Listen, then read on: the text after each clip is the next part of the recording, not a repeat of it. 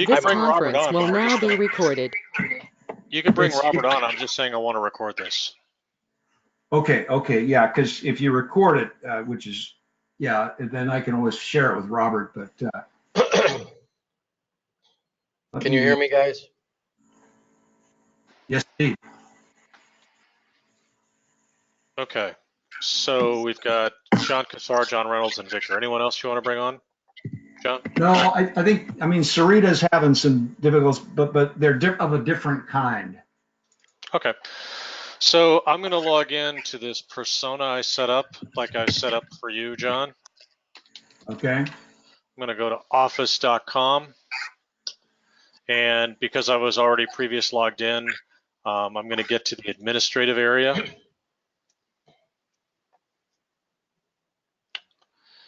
And let me go to users. Let me click on active users. So Victor, what you're looking at here is, if you'll notice in the top left corner, this is the Microsoft 365 Admin Center. Okay. And did you watch the 5 videos that John posted that I created? No, I have not. Okay. So in that video, I said something really important. Yes, this is not the Dynamics 365 Admin Center. This is the Microsoft 365 Admin Center. This is where all customers must go to create all of their users. That includes Office 365 customers, everything. So you set up all users here, and then you segment the licenses to the appropriate people. Okay? Okay. So Victor, you are set up here. So that's good. Let me just check here. So I'm going to click on your name, Victor, here. And you do not have a Dynamics license. So I'm going to give you that right there. Okay, maybe that was part of the problem. Actually, when I set him up, I gave him all the licenses. How is it that he's not now signed up for that? I don't know. I just didn't see it. So anyway, Okay. So cancel. And now I'm going to go into the administration centers. And I'm going to go into the Dynamics Administration Center. I'm going to open up Contoso.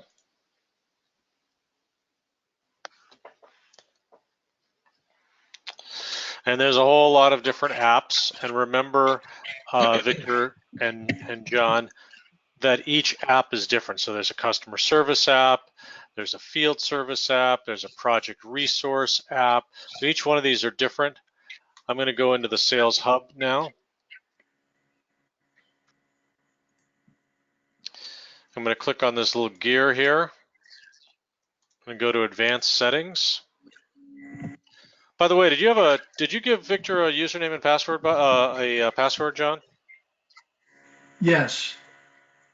He is established as a global administrator for this, but Robert in particular can't access the sales thing, and I guess Victor can't either.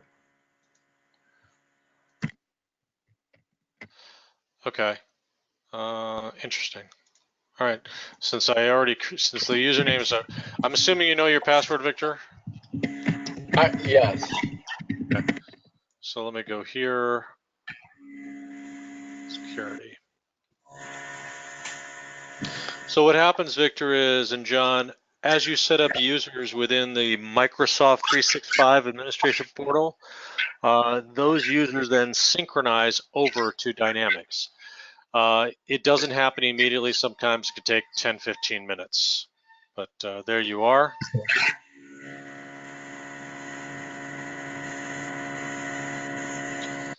Let me manage your role here. Oh, he has a system administrator role. Okay. Well, it looks like it was set up properly. Let's do this. So far, I didn't have the Dynamics license. Is that right so far? So far, yeah. Let's see if I can log in with you here. I'm going to log in via a different browser here.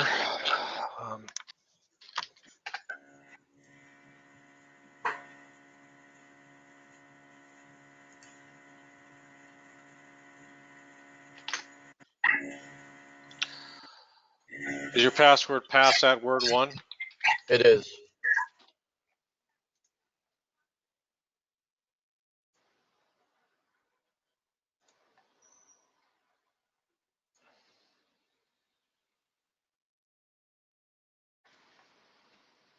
Okay.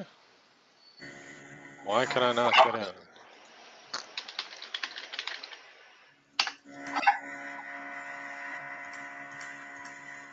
There we go. All right. Let's log in here.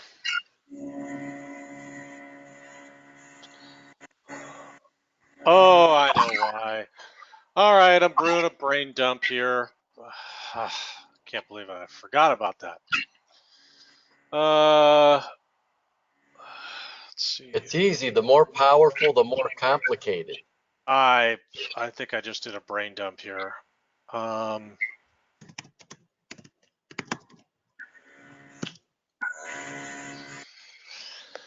I got to remember how to do this here.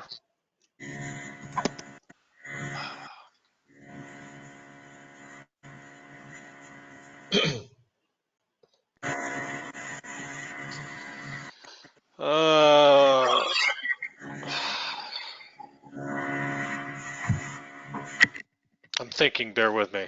I'm trying to remember how to do this. Basically, Victor, I did not give you access to the custom app, and I'm trying to figure out how to do that, and I just do not remember. How do I do that? Let me ask a friend here. By the way, John, is it the Contoso default or the other one? There are two Contosos there. Yeah, the other one. The other one, Contoso default. Yeah, let me ask my associate Brian if he's online. Nope. Samir, let's see if Samir's online.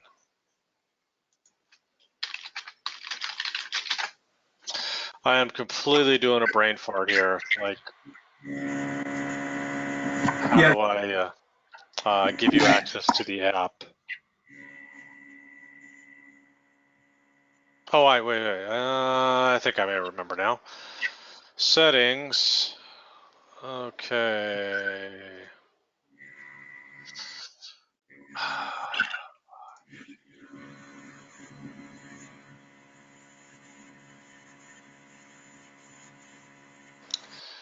Just a complete brain dump.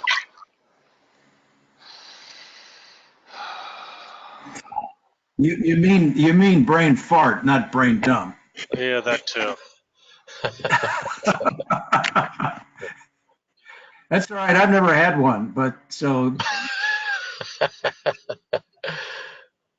Oh shit. Okay, that's the app designer. All right. That was a question. Yeah, but Do we need now I'm that trying at to this? yeah, we don't need it at this point. I'm just trying to figure out how do I add Okay. All right. people to it. Oh God, I just trying to remember. My apologies, gentlemen.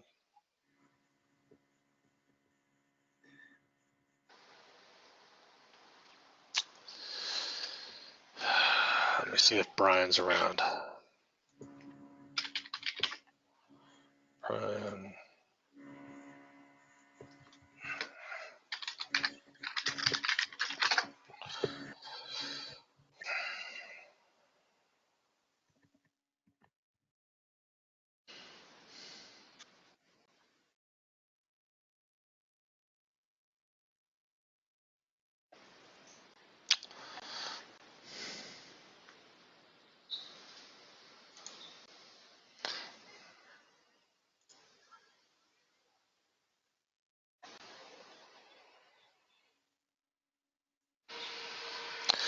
Guys, I just am completely doing a brain fart right now, and I know that as a system administrator, you should be able to access it.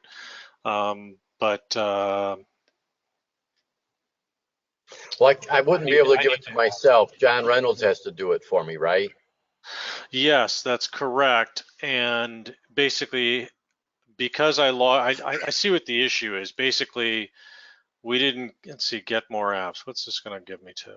I think it's going to be the ones that you could buy. Yeah. These are all ones you could buy.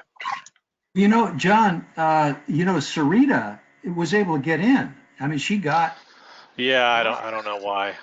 I don't know what I did, but, it was nothing conscious, I assure you. So Um, anyway, so it's the Contoso default. John Reynolds, we have to figure out then if John Cassar isn't getting it by the end of this call, you could do it, John Reynolds. You just have to play a little bit longer. yeah, and I just don't remember. How do I give access to an app here? Licenses and apps.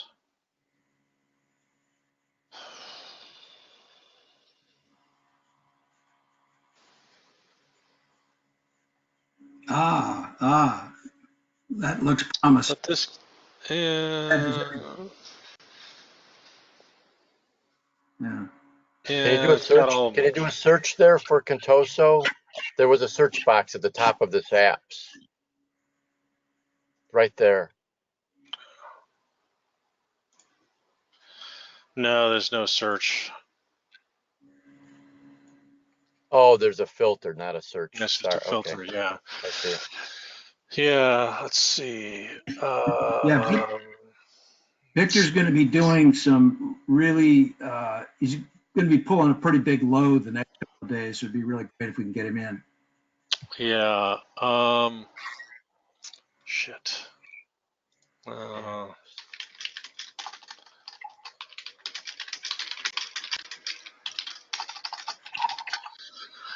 uh, So there's another level. So I do have a higher. There's another. So you have to get me the rights to the CRM module of the Contoso app. that's correct. Yeah, because what's happening is this is where I'm logged in as you, Victor, here. And when I click on Dynamics as an option, you get custom and default. So if you do go to custom, you don't have the sales app, but you will get. This is what I get. This is a legacy app. It might have features or customization, blah, blah, blah. Don't Is worry that about that. standard? Is that Yeah, standard? yeah, Expect to don't be worry. expected? Yeah, Okay. don't worry about that. Yeah, so in other words, you don't have the sitemap over here to navigate either, which is kind of stupid.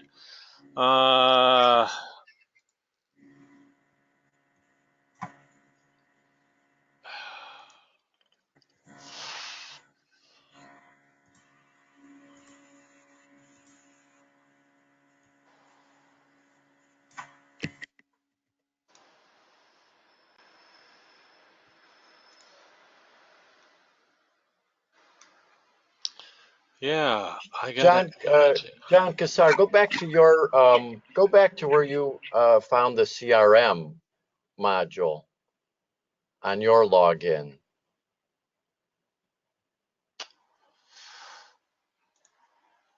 This one? Yeah, so I presume somewhere in there. Yeah, what happens is when you open it up, it then gives you. Oh, Does it it just give you opens it up. the development Oh, here it environment? is. Yeah, it gives me all the different apps. And there's no These are all. settings. There's no settings in there for the CRM one, Let's see. like those three dots, the ellipses, Oh, manage manage role. roles. These are all the. These are all the roles within the system. If you click on one of those, though, you could probably, if you click on one, are you able to add people to it? Yeah, I know what. Yeah, that's exactly what I'm trying to do. I'm trying to add people to it, but it's not allowing me to add people to it. Yeah. Ah, Let's see here. Open an app designer. Let's see. This is the app designer, and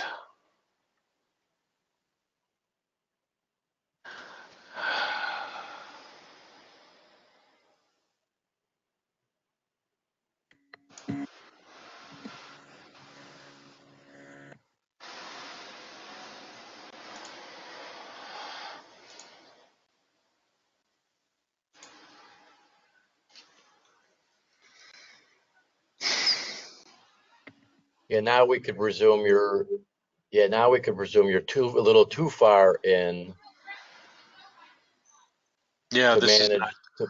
this is to manage the work rather than who could get in to do the work. That's correct. Yeah, and that's what I'm trying to get to. And I just pinged a couple of people on my team who, let me get one more person here. Well, I've got plan C if A and B don't pan out. So we'll see how it goes. Okay, turn your eyes away, by the way, guys. You're Yeah. not seeing this. No, I'm serious. your master log into the live. Okay. No, this is not it. I don't remember his email address. Oh, I know what it is. It's M. Dodd. Let me see here. M-D-O-D.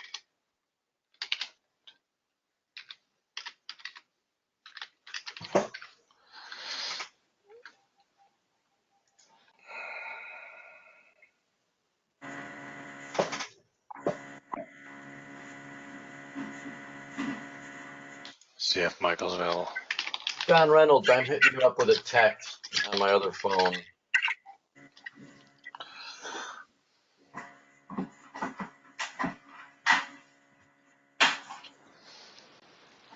So I'm logged in as you, Victor.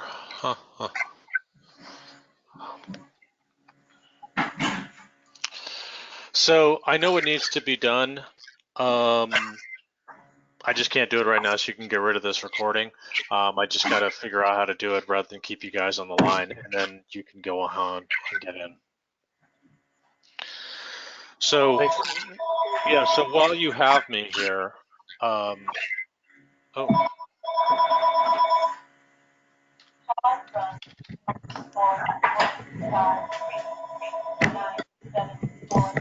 I may have to take this other call coming up. I know I've got a 1 o'clock coming up as well. You have, John, I've got a quick question, two questions, if you can take them. Sure. One is, what's on the critical path right now if we're going to have a fully tested and deployed application on June 30? You We got to made a have lot. you got to have the second entity for the applicants. You got to make sure all the forms and views are cleaned up. And then we have to create what's called an app. So we get rid of all the sales related stuff. We create a custom app, which basically gets rid of a bunch of bullshit that's sales related, like the opportunity stuff, all that stuff goes away. But that's actually really, really simple to do in the app designer. And then we can port that over to a test production environment, right? Yep. And then after we've got it fairly stable, then we pull in the data. Yeah. Okay. I just wanted to make sure. Yeah. So I think, will you be able to join us Friday, by the way? One second, someone's pinging me. Friday, let me look at my calendar here. What time is it? 10. Yeah, I can't. We moved our meetings to 10 o'clock as opposed to 9 o'clock. So I've got a standing meeting at 10. Sorry about that. Oh, okay. We moved everything to 10 because you had a 9. But anyway, that's fine. I'll tell you what, I'll ping Julie. She's probably most likely the most available, but because we'll need some help on that call. We've had some really good, calls. We've gone pretty deep into stuff, and Victor, Robert, Sarita, and others are doing already starting to dig in and help out. So it's good. Yeah. So while I have you on the line, do you have any questions? Have you set up the other additional one-to-many relationship that there were issues with? Set up, yes, but we're not able to activate it so that you can view the actual data from the related entities. Okay, so let me just look at this right That's what, now. Let me look at this right now here.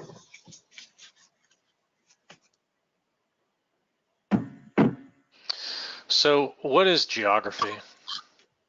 I'm trying to, I put that in there because I thought it would be useful, and now I can't get rid of it because it's created some dependencies.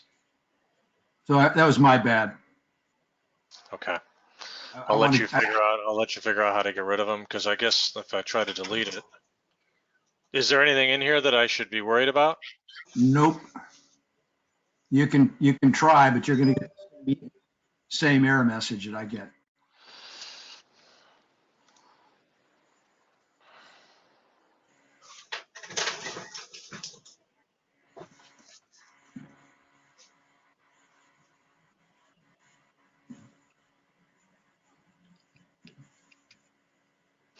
So there's a dependency to here, employer duplicate. I have no idea what that is. And then the partner channel. So you got to get rid of them all right here. Oh, I'll take care of that, oh, John.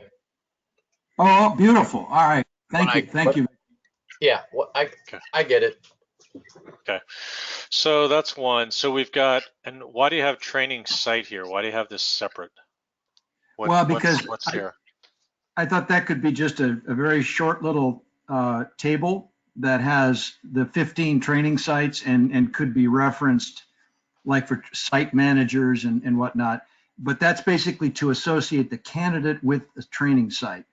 And you can add more information if you want to, but it's not a huge deal.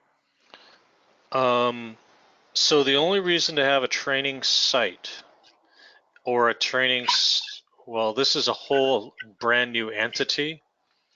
The only reason Right. you would have a training site is if they wanted to track the one or multiple classes to a training site. Do you know what Yeah, I'm saying? right. And I thought, if nothing else, we can always ignore it, but just having it there will, allow us to, we'll leave that as an option. That was my thinking. Uh, um, hold on a second here. Did you stop recording, John Reynolds? No, I did not. I can get rid of it. I mean, if we have any jewels, I can keep them. Okay, so here's the thing. When you start copying over solution sets, it copies over everything. So I am a minimalist and I don't want garbage brought over. So if we're not going to use it, it's deleted, plain and simple. I Okay. understand you're kind of thinking things forward, but if we're not going to use it, it's gone.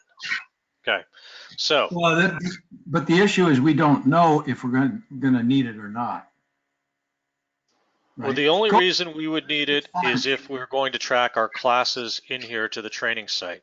And there's nothing in the statement of work that I believe has that at all, if I'm not mistaken. Well, they do want to track the cohort, right? Or I should say the class ID, which includes the training site. And so it's the site and it's the cohort number and it's the dates. So anyway, it's fine. Wait. Let me think about this here. Hold on a second here. I'm just going to go right back to the statement of work because that's what it's going to Yeah, be no, about. you can get rid of it, John. That's fine. I'm totally fine with that. I don't think it has it in there as a statement of work, but I would like to over deliver a bit, if not. Okay, so And see, here's the thing, and this is where I'm kind of getting very specific. Is does military affairs want to develop our entire enrollment management? Because the moment you start putting sites, the moment you start putting classes, then associate contacts to classes, now you are starting to go down a very big rabbit hole, which is all around a enrollment management system. And if that's already built, what are we doing here? So that's the reason why I don't want to go down the rabbit hole unless it's in the statement of work. So unless it's the statement of work, okay, yeah, that's uh, fine. I'm not. Again, it's right at this point. That's not the burning issue. for us. I think the burning issue is how do we get the basic functionality working. This is just an appendage for right now, and certainly we can go through this. But given your limited time, there are more pressing matters than that. So this could be, so one of them I did have is the training class interest. Okay. Yeah. So Training location and approximately 10 additional profiling here, right? So where so this is really not a location. You're basically starting a class, and then you're basically going to have all the classes and the class IDs, and you're going to say, where's the location? Well, yeah, they have 15 locations right now. And it would be nice to have that in a separate table that you can just look up and say, here's the class, add a date to it, and bingo, you've got the cohort.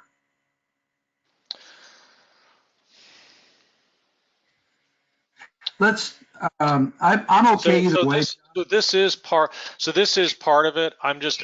What you're hearing is, how is the best way to structure it? And the way that I set it up in the statement of work was that you were going to have a one-to-many relationship, which would be the training class interest.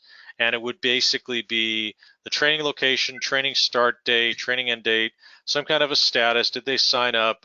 Did they receive a grade?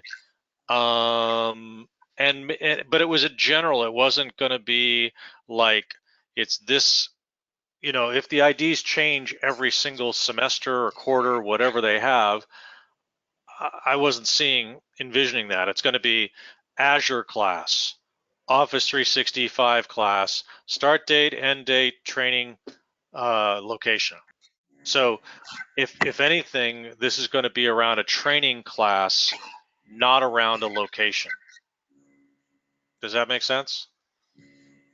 Sure. It's although the training cohort will include a location identifier. That is correct, but you don't need an entire database table to do that, because that can just be a pick list with 15 items. Yes, for sure, yeah. That's what I'm saying. I will say that Dan Shoemate was very receptive to the idea, and I guess if we have some extra bandwidth, if a student wants to kind of create that, that was kind of the idea. I don't want to stand and if this is something.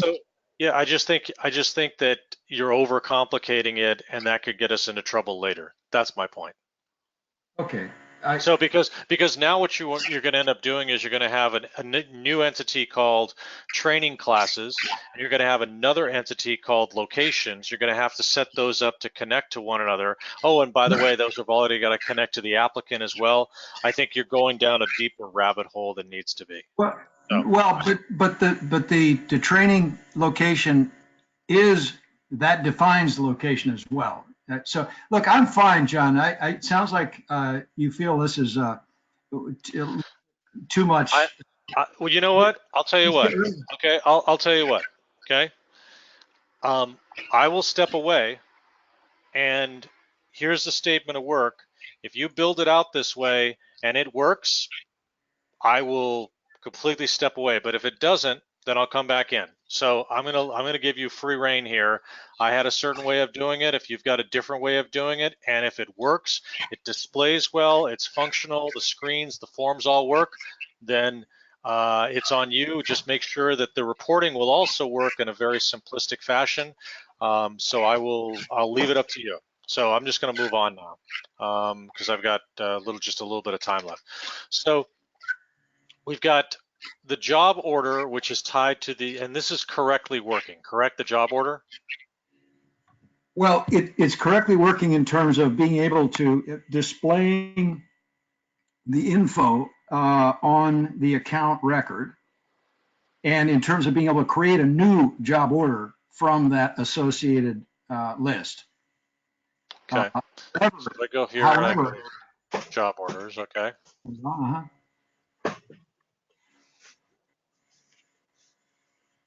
Yeah, so you can create a new one, that's great. The only problem is that I have not been able to get my customizations, the columns that should be displayed, they don't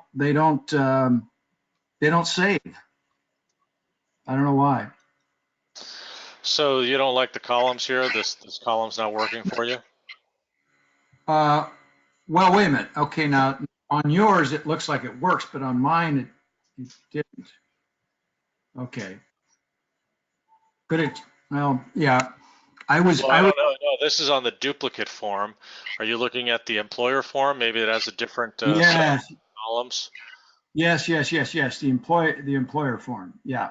Okay. So title, date posted, openings, job stat. Yeah. Okay. So, um, and then status date would be no, date posted. Okay. Yeah. No, these are good. Now though, if you click on one of the job orders, business analyst, let's say, or either one, it's fine. Okay. Now you want to look at applications. Okay, so we get this not implemented thing. I don't know what that's all about, but um, actually Victor's going to be looking into that. Okay, so if I go look at job order, and is this the applications you set up here? Is that it right Yes, here?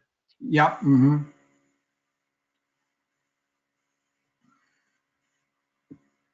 I don't know why there's so many well, not fields, but I guess, yeah. I mean, the fields are fine. But yeah, it's the same issue, right? I can't create a new application, which should have a lookup both to the candidate and the job order, right?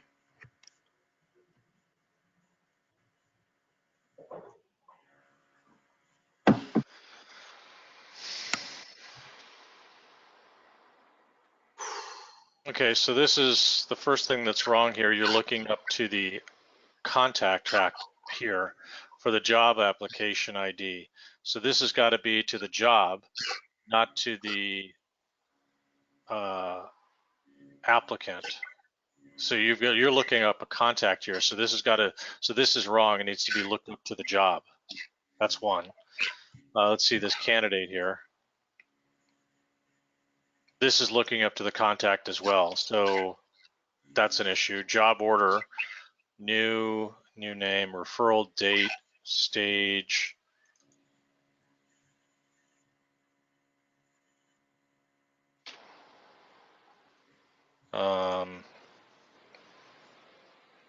New status date.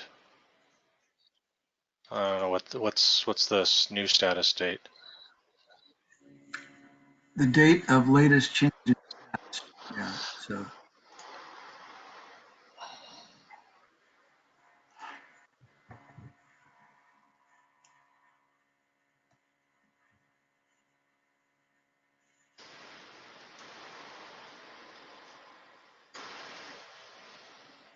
So what you're saying is it's the record ID that's pointing to whatever, and it should be the actual, not rather than the record. I'm not saying that very well, but Yeah, no, I understand.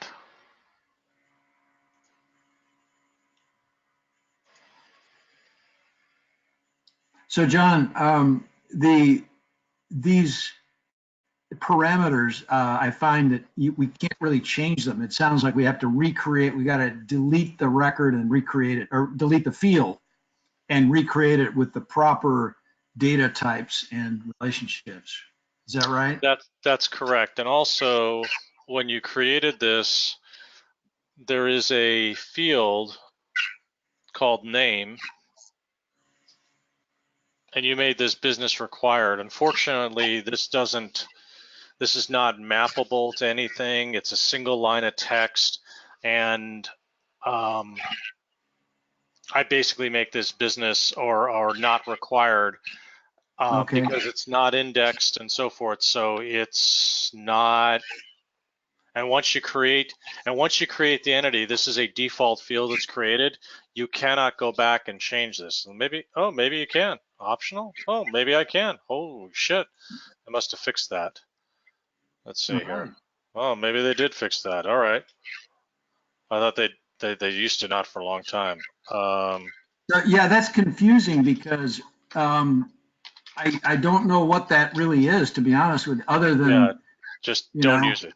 Yeah, okay, you gotta all right, just all right, not use it. okay. So, um, candidate. So that should be a lookup. Yeah, that's a lookup. Yeah. So look up to the contact.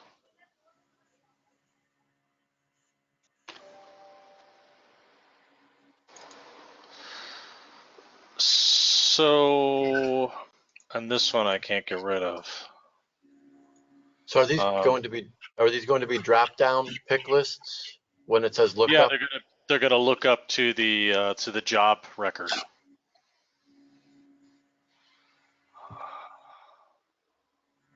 I delete this?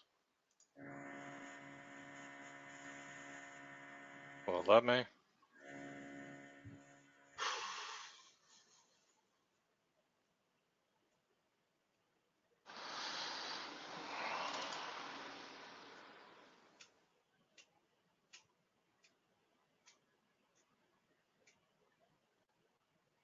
Did you create this?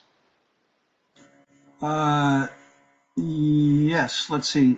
You get oh, well, no, this is, I think this would have been automatically created, right? Because you have to have a unique identifier, Yeah, right?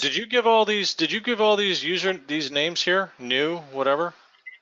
No, well, it automatically puts the prefix new for any custom record field created, which I Oh, created. It automatically assigns new to the front. Oh, and you didn't override it with what you wanted it to be. You left it as its default yeah, that's fine. name. Yeah, but Candidate. still, the That's display fine. the display name is what matters here, right? Yeah, Got it. No, new I'm just, status. yeah, And this is status date. Did we lose you, Victor? Did we Uh, lose someone? no, well, no, I'm still on. Robert just joined. Hey, great. Okay, Robert. Um, Yeah.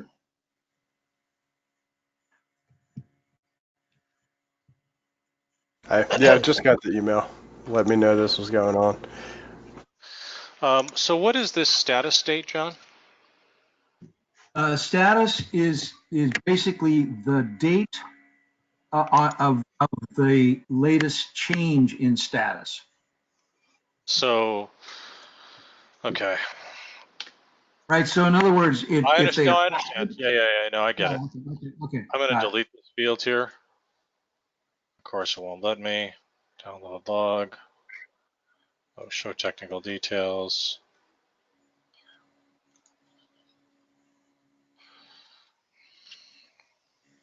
Robert, while John's doing this, we think we've got a little bit closer to figuring out what's going on with access to the application, the sales in Contoso. Still don't have a definitive answer, but Yes, that we should cover. I was able to actually kind of. So when we were talking earlier, that kind of just wait for the kind of machines to complete whatever cycles they have to. I think that's what it was. I actually have access to. It was the environment, so I was in the default environment, which was more or less empty, but the actual Contoso um, environment, not default, has all of the information that essentially is needed, kind of what we're seeing on the screen here. So it looks like I will have access to everything needed to implement changes, updates, and so on. Beautiful. Okay. Thank you.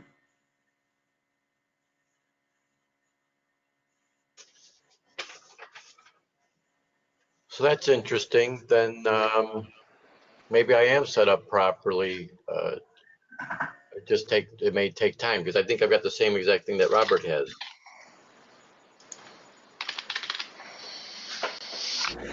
It was really just a function of selecting the proper environment. That wasn't an option available to me after immediately adding me. Once, I ran, did a few chores, came back, checked it, and the environment where all the, I guess the Dynamics 365 for Sales app is listed there, so I have access to kind of whatever is needed.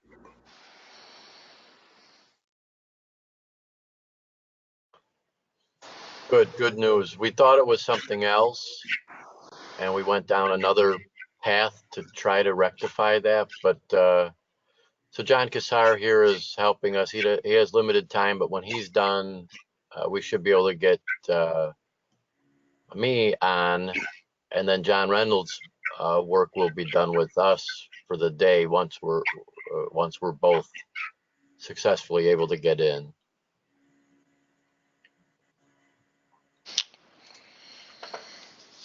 Oh.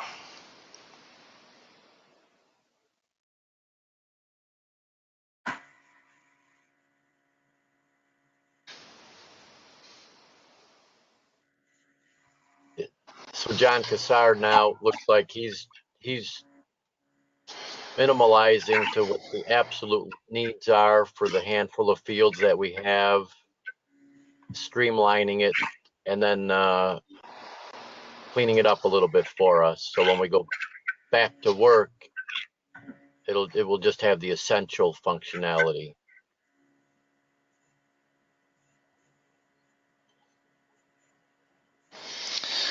I shouldn't have published just yet because I need to look at the relationships.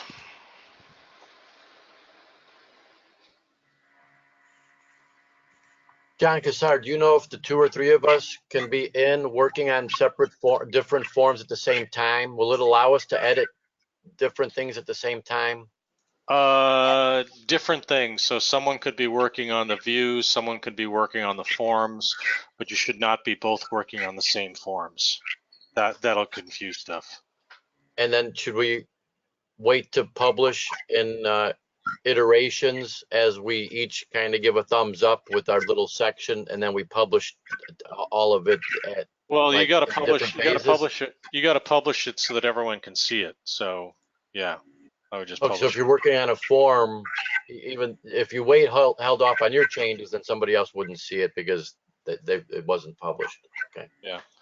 So, John, did you create these one-to-many relationships here to the job order, or were some of these created for you?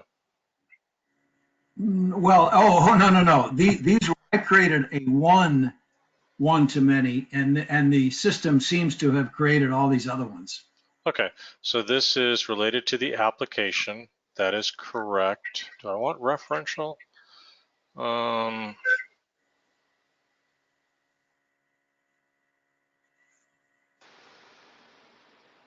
Oh my God. Referential is where if you delete the child, if it's the Oh last yeah. one left, it'll delete the parent, right? Oh yeah, And vice that's versa. correct. Oh Yeah. yeah. No. Parental will do that. Referential will not. Okay. If you do a parent for the job order, if you delete the job, then all of the applications, which are, because those are child relationships, Children's will go away. So will go away. referential is correct. Yeah.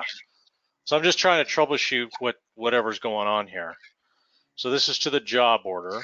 Let me think about this here. Okay. So the job's got to have multiple applications. Okay, so if I go to the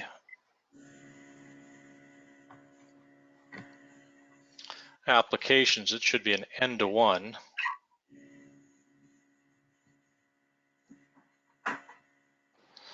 Yes, you want the contact. Yes, you want the job order.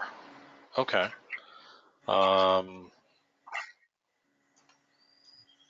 So that should be correct.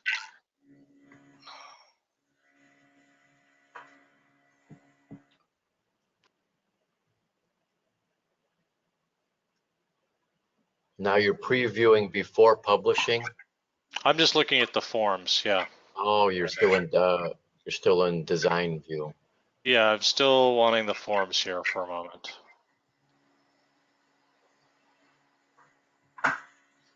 Okay. Job information here. Oh, applications is here.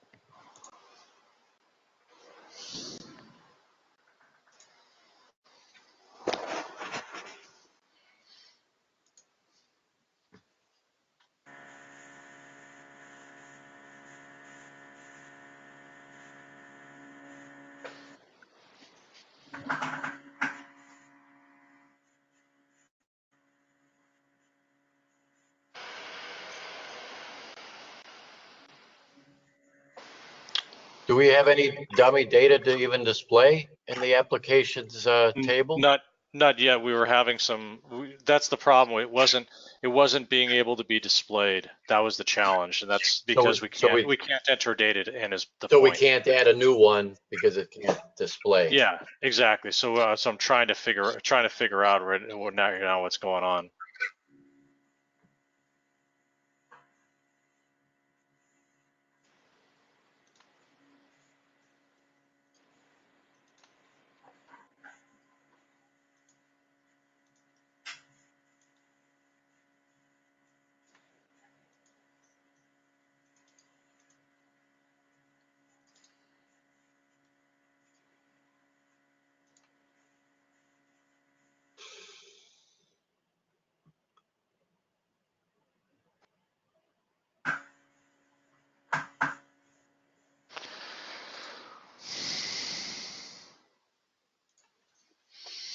Okay, so we'll see if this works, because I have a 1 o'clock conference call I need to jump on here. So Victor, I think, and Dan, but Victor, I think you're the access gentleman, correct? Right, correct. Okay, so you're seeing here there's a lot of power and point and click. And as I think I may have mentioned to you, Victor, if I have, just stop me. I've developed a whole application in Microsoft Access a long time ago, which was essentially a CRM application before CRM applications became in vogue. And if anyone ever asked me to do it again, I would look at them like, why would I? If I can get 80 or 90% of what I need to do in a configurable app that's supported, enhanced, blah, blah, blah, why would I ever do anything in Access custom? I wouldn't. Yeah, no, it's a learning curve, obviously. Sure. But you'd know building in both, and and you wouldn't go back because you wouldn't need to. Right, and I will tell you, this is helpful. There is something called Power Apps. I can email it to John, a PowerPoint on what's called Power Apps, which is our low-code, no-code development environment that's built on what's called the Common Data Service within Dynamics, which is basically a set of tables, accounts, contacts, all the stuff you would expect. And it's a low-code, no-code development environment. And making access almost, worthless at this point, almost, for most people. But I'll send that to you, John, and you can make that available. What I'm going to send, which is a PowerPoint on the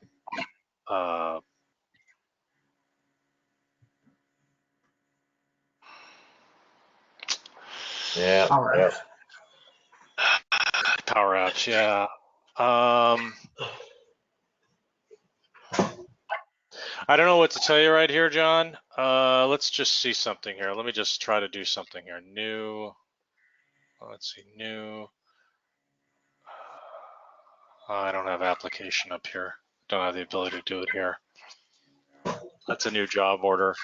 I'll have to play with this when I've got more time, John. I don't know what to tell you. John Kassar, can you log me out? I think you're still logged in as me. Yeah.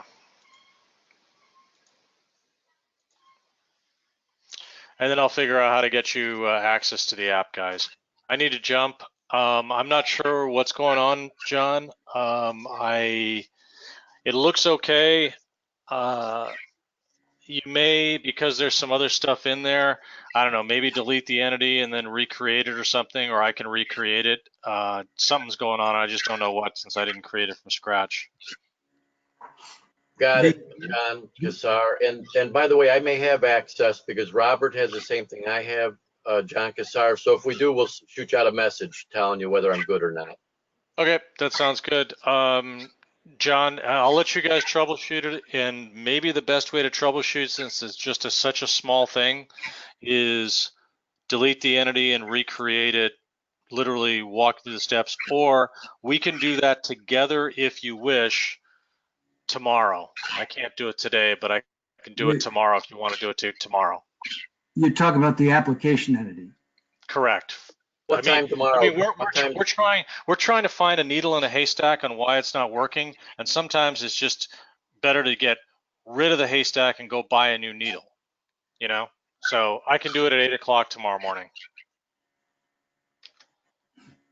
So think about it. Let me know. I've got to jump to this other call that I've got to do right now, and we can go. Let's just, rather than using email to try to nail this down, Victor, Robert, you guys good with 8 o'clock tomorrow? 8 o'clock Pacific time? Okay, Yeah, I got to jump, guys. Just let me know. Bye. We'll let you know. Okay. Yeah. Okay, so we got John and Robert and Vic. Yeah. So just to kind of revisit what I said earlier, I do have access to sales. I have the hub, everything that we were saying, but the actual specific information for like the contacts, the job orders, and so on, I don't have that. Now, I guess John mentioned something about a common data service. Now, all the certification courses kind of were based around that. So essentially, all just the database with all the companies, the veterans, and so on, and these apps would pull information from that. Am I understanding kind of how it functions at least? Well, he mentioned a different development environment. He called it no code, low code, which confuses things. It sounds like what you've trained on was that. Is that right? You've done something there with training? Yeah, so essentially it's the common data source. It could be like an Excel spreadsheet. You have one Excel spreadsheet with a list of all the veterans, a list of all the companies, and these apps, when you click on accounts, it brings up all the companies from that spreadsheet, and it populates to whoever accesses that account information. For now, I have I can design the app, but there's no access to the information. For example, like the veteran information we were looking at this morning, it's just not there. It's the kind of general sales template, basically, application. So one thing I was looking at in the where is it? In the Dynamics 365 admin page where it lists all the apps. We were looking at this morning. I only had like 4 apps listed, but now I have the much larger list, and it shows sales. There's a manage roles option. So yeah, you know what? No, I just kind of answered my own question there. But I think the issue is that information that's present, it's sample data in yours, right? Where it's just kind of dummy data. But those, we don't have access to the actual app that's pulling in that data. Am I making sense? You're talking again about you're not talking about the Contoso environment. Yeah, you know what? Let me share my screen here. I'll show Share you your what I'm. screen. Well, I'll tell you what, John Reynolds, you're still here, right? I am. I'm sort of half.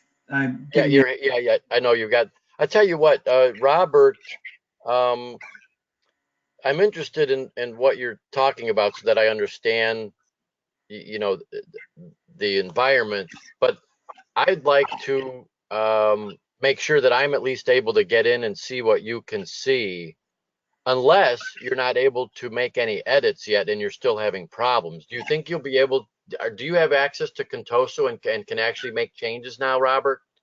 Yeah, so I can. The only thing is that I don't know if the changes, like, I don't know if I could share a screen, but I'm looking at right now the Power Platform Admin Center, environments, TOSO, security group for me, it has not assigned, I'll tell which you may, what. I'll tell you what, Robert. We're not sharing our screens because John Reynolds has to switch the leader, and he's halfway. He's half in between two things. But I could That's follow okay. you because I'm able to yeah, get into I the got it. sales activity dashboard. Here we I'm go. Look.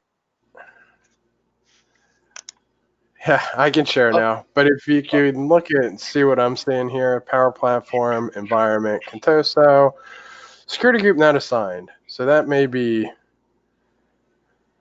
something. But if you click Manage Solutions,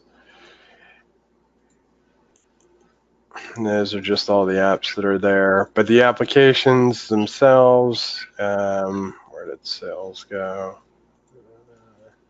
Yeah, enabled. Yeah, here we go. So Contoso, edit. So I can edit it here, right? I don't know if that has anything to do with it, but I can open it as well, and it brings me to this, and it has the legacy client kind of warning, right? And this is the list of different applications that I saw on John's kind of hub earlier.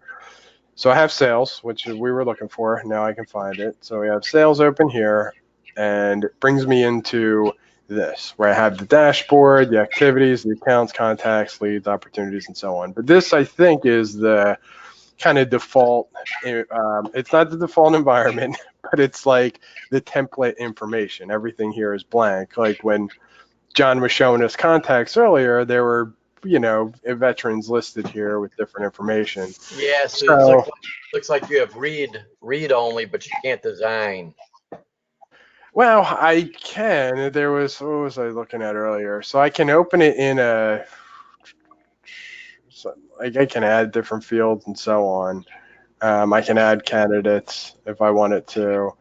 Um, But no, but this is still live though. This is as if you're using it, I believe. This is not yeah, designing it. So oh, this is using it. yeah, I saw earlier. Where was it? So I did get it to open. So this is one thing though. The legacy web client. So I did get it to open in an editor kind of format, That but would it be was under Power Apps, that like a Power Apps view. See Power Platform.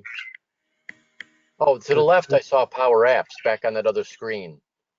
hold on. See, here we go. Power Apps. This is for, okay. See the Contoso environment. See, here's the sales app here. And it's in the make.power apps, which is, you're correct. That is how it's kind of the design portal. But it brings me to this. And there is a way, save as, refresh on. Yeah. Records. Okay, I don't think you have design privileges. Again, I think you're looking Ah, at, here we go. This is it, right? See, this is the sales app designer agreement campaign. But again, I think this is all just the like template data. Like, see, so I can edit it. I could add different groups and subgroups and so on here. But again, this is, I believe, just the overall sales kind of.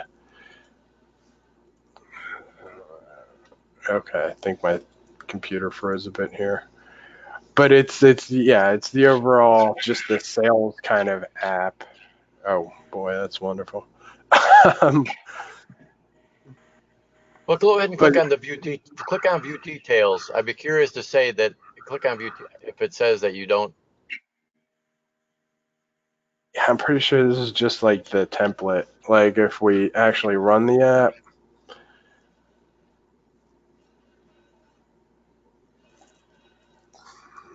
Yeah, see, it brings us back to this dashboard, the kind of read-only portion, but it doesn't have the information that that John does. No, Like if I go to contacts. No, you need on the left side, you need all the full design view navigation on the left-hand side, which I've yet to see. So I'm convinced you don't have the design privileges yet. Okay. Well, yeah, I think I can. The design privileges I had will be as if I was creating a brand new kind of app. Because again, Yeah. like this, yeah, this is just like the basic template. Yeah, so you remember before on the left-hand side in the navigation panel, you should be able to see entities, one to many to one, relationships, which John Cassar just had. Remember on that left-hand side there, right? John Cassar, remember he had the N to one, one to N, entities. You're not seeing that. So I don't think you have the privileges to design. Yeah, it's that have to do with security role. Yeah, I bet Security it group, does. how to sign. Yeah. So Okay. let me see if we could get John Reynolds. John Reynolds. I know you're Yeah, working on other things. tell me, yeah, talk to me. What's going on? John, okay, what I would like, John, is to log in as you and work with Robert until I can get him the privileges to be able to edit our project. You have the ability to give him the privileges, but I don't think he has them yet. So if I log in as you, if you're not using the app, then I can play around for as long as it takes to make sure that I could give us both the correct privileges to edit the app. Sounds good to me. Let me see if So, I can. so log out. And are you John at? You can't be John at because there's two Johns. So Well, well, actually, it's as I recall, Jay Reynolds at, and Jay Reynolds. yeah, Jay Reynolds, no dot, and it's the same password. Yeah, Jay Reynolds at CRM 88298. Yeah, and then it's the same password. So as long as you log out, I'll work with Robert to see if I can get him going, and then once he gets going, then I'll get me going, and then we'll part ways and work on this a little bit. Well, let me. I want to stay on to make sure that you guys are able to get on as me. Okay, did you log off then yet? Yeah, I did. Okay, so Robert, are you cool with that? Yeah, no, that's fine. If All right, it isn't, I'm close. Yeah. I mean, So ideally, you guys both know that it's you know, ideally we want to have everybody log in as themselves so we can track who did what. Otherwise, it gets confusing for me or everybody, because then I'm just wondering, when did I do that and why did I do this? No, and you could see, yeah. Okay, so you're logged out. John Reynolds, are you logged out? Yes, I am. Okay, now Robert, you're going to want to log out completely, and then I need to take over the screen so Robert and I can see what I'm doing. How do I take over the screen? Okay, I've been made the presenter. There we go. And In fact, sharing I'm going my to make. screen. Okay, so I presume you're seeing my screen now, yes? Yes. yep. Okay, and I'm using Edge, and I'm going to go to, now, Robert, where do I log into this? I presume it's a CRM 882986. I mean, so far my experience has been almost every different portal I go to, I present it with a list of usernames to click to log in. Right. Okay, so in other words, one's as good as the other, and we'll eventually hopefully get there. Okay. Yeah, So I'm so going. there's admin, I think. Yeah. Let's see where this one brings you up, because there's admin.dynamics, I believe, which will allow you to manage different roles. Okay, so now I need to sign out so I can re-sign in. Yeah. Okay, so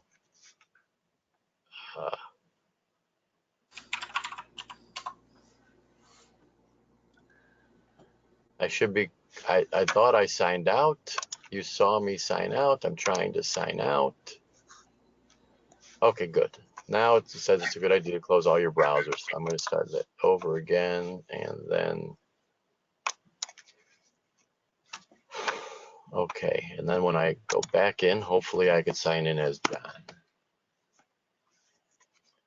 So I have to use another account, J Reynolds, a cigarette making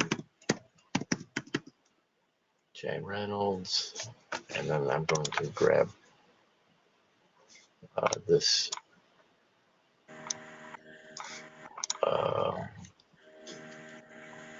I want this second part here. I'm copying that into here. Next. And we all know what this is.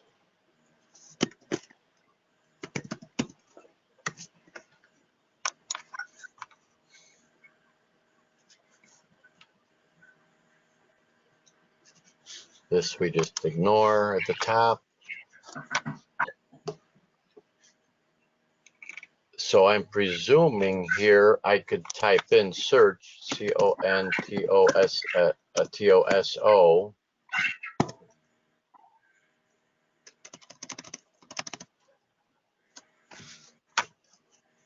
But that didn't come up, so I probably go into the sales. Does that sound right, Robert? The sales? Yeah. Okay. Yeah. And then from there, we should be able to go to Contoso. Yeah, it should be in the. Up at the top here, is there one that I choose, or? Click on the icon on the left underneath the Windows menu, the 3 bars, like hamburger menu. Yeah, click on that.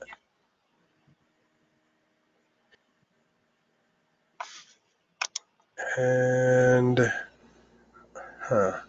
So obviously now I'm seeing what you were seeing. It's like it's like using it. It's as if we're using it, but we need to get into the designer view of it. So let's see if we've got here admin. People keep going to admin.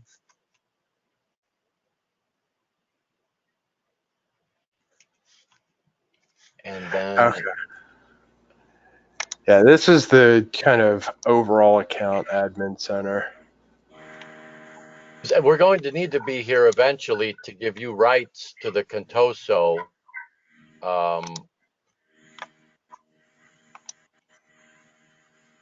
So I may as well play here now and look for how to user management.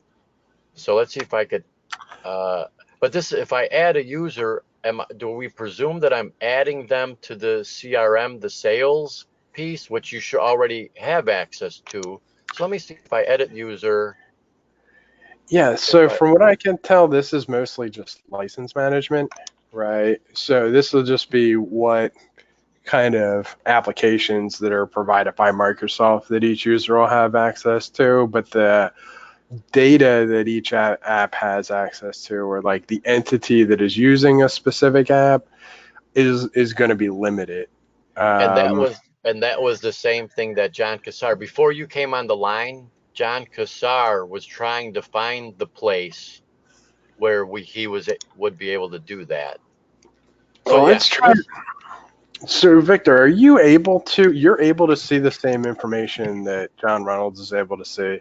No, I can't either. Neither one of us can get in and see the design power app view. Got it. Okay, but you're logged in as John Reynolds right now. So let me try this. Go to admin.powerplatform.microsoft.com. Oh, give me 1 second. See the Contoso here? Mm-hmm. I'm going to click on this and see what happens.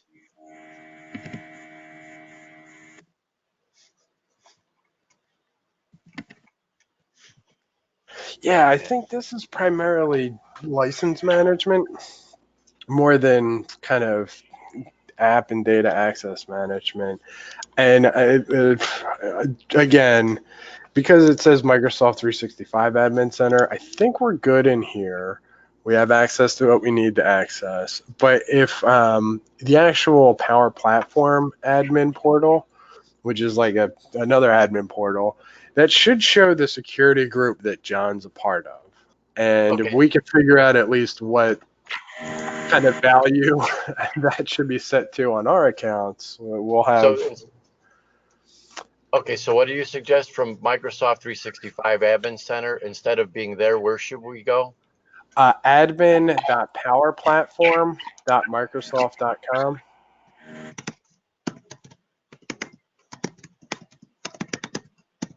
Admin.powerplatform.microsoft.com.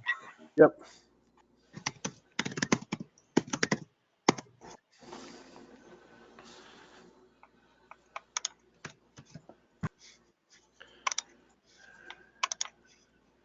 All right. Then once that loads, you should be able to select the different environments.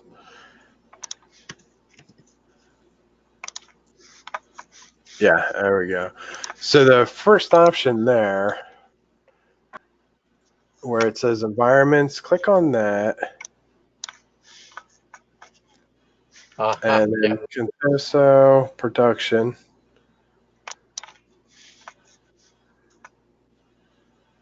Okay, so security group not assigned, same exact thing. Click on open environment at the very top there. Oh, hang on. Let me see the settings first. See if there's anything about users here. Users and permissions. Yeah, the business units, security roles, I think will be the. I'm looking at users right now. Okay. Just to get a feel for what's maybe different between John Reynolds and you and I. It could very well be the information. So, like, the way the securities kind of roles work is a user may create some items, and then they're the only one who can see those items. If you change it to where anybody in a specific entity, for example, maybe Contoso here, can see those items, then they'll be available to everybody. Yeah, say business unit, it has the business unit we're all kind of attached to. And John Reynolds doesn't have anything special here. He's got no title, yeah. Are me and you on this list here? What are you? Yeah, Robert Farrell. You look the same as John. Okay. And I believe I look the same. And none of us have. Yes. Okay. So enabled users, that's good. So I guess could I just hit back, do you think? Well, hold on. Let me see if I can see this list. Oh, from your through my login, yeah.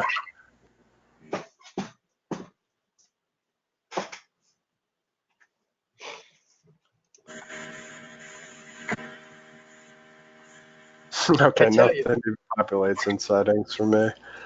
I tell you, Microsoft sure didn't make it easy. Yeah, I'm not sure exactly what.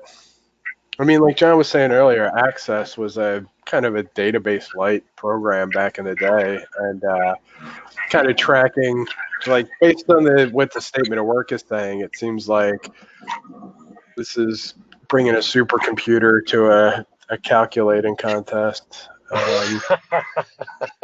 Okay, so yeah, I can see all the same information here. William Contoso, Victor, Robert.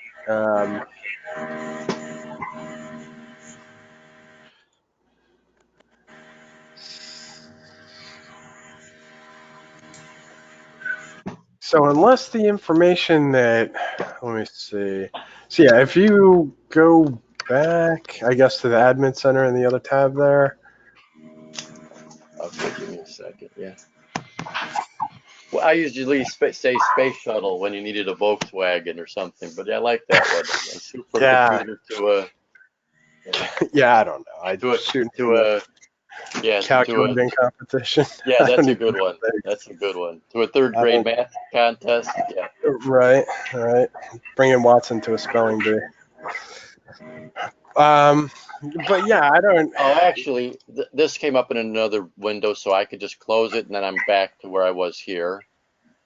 Yeah, if we go to kind of that edit area in John's account, so we can see the dummy information essentially is what we're trying to link to our logins. Okay, so which Uh, one, which place here do you think I should go to? I'm used to going to make.powerapps.com.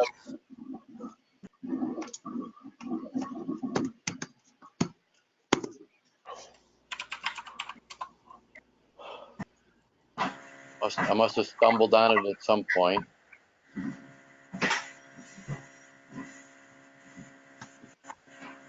Are you doing the same thing then to look at the differences? I said, yeah, I'm kind of on the same page here. So there we go. So on the list of recent apps, like if you scroll down there, I'm saving you can see I'm saving every environment. Okay. that's good. I mentioned it on an earlier call. It's odd. It's not like you can click to get to a lot of these portals. You just have to kind of have bookmarked separately. Okay, so first things first, the environment at the very top. See where it says Contoso default? Yeah, select that and then select the Contoso, that first option. Or This one, second right? option there. Yeah, exactly. All right, and then scroll down on this page. Okay, so yeah, it looks like the same exact view. The sales is going to be the template modified 3 weeks ago. Like if you click on sales, that very last option. Shall I click on it? Yeah, yeah.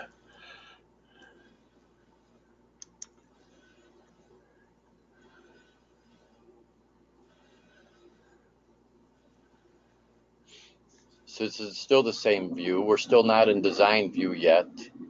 Yeah, exactly. So this is what I was sharing on my screen. This is kind of as far as I got. Whereas John seemed to have the different, like the job orders kind of form or fields, not even present here. So the real question is, how was that created?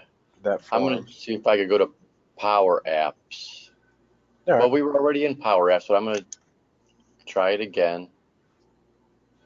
Oh, make that Power Apps data. Now we're in the Contoso. Start from data. Make your own recent apps. Sales. What was Sales Hub? So it looks like this is as if we're using them. We're still not designing them. Yeah. Basically, Okay. like we can add different contacts and opportunities and so on. But again, it's just like Oh, well, let's that. just say, John Reynolds, just show me where to click to get into your design center here, please. John Reynolds? Oh, yeah. Okay. I heard my name. What is it you need? I'm sorry. Show me, I've got the screen sharing here. Show me Hmm. where to go from Power Apps to get into where you're able to actually edit the Contoso sales CRM. Where do I go from here? I've got the Contoso environment here. Where do I Yeah. go now? Where do I go now to edit this thing?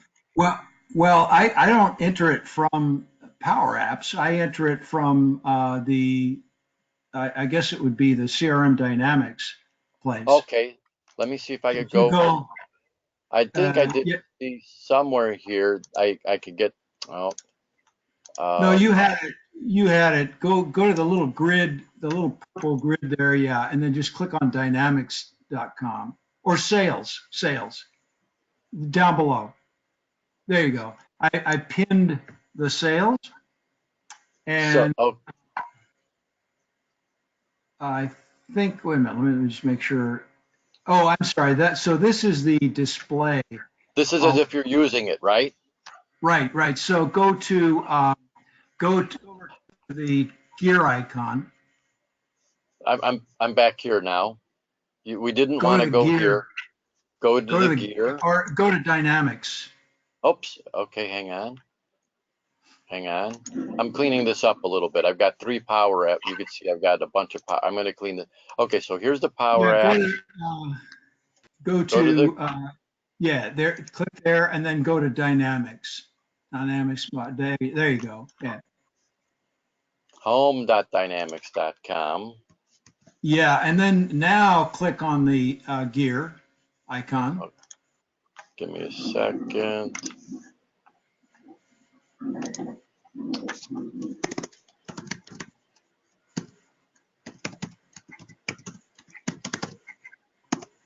And then click on the gear. Yes. And then go to, oh, shit. Okay, wow. All right. Oh, do I have to go? Do I have to go into this pinned application first, I, I don't think so, but go ahead. or any Go of my apps? ahead. Go ahead and go into the pinned application, see if we can go to the here and see if it gives you more options. Yeah, I think it will. There you go. Advanced settings.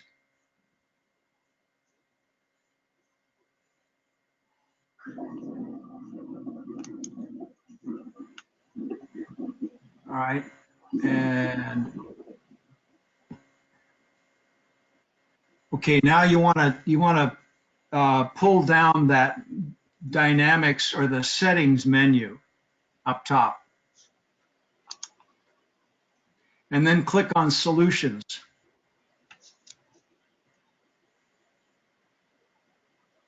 Under custom. There you go. Yeah. Okay, hang on. Well, all right, let's get in, and then I'll back up and write it down. Okay. Okay. And then at the very top, military affairs.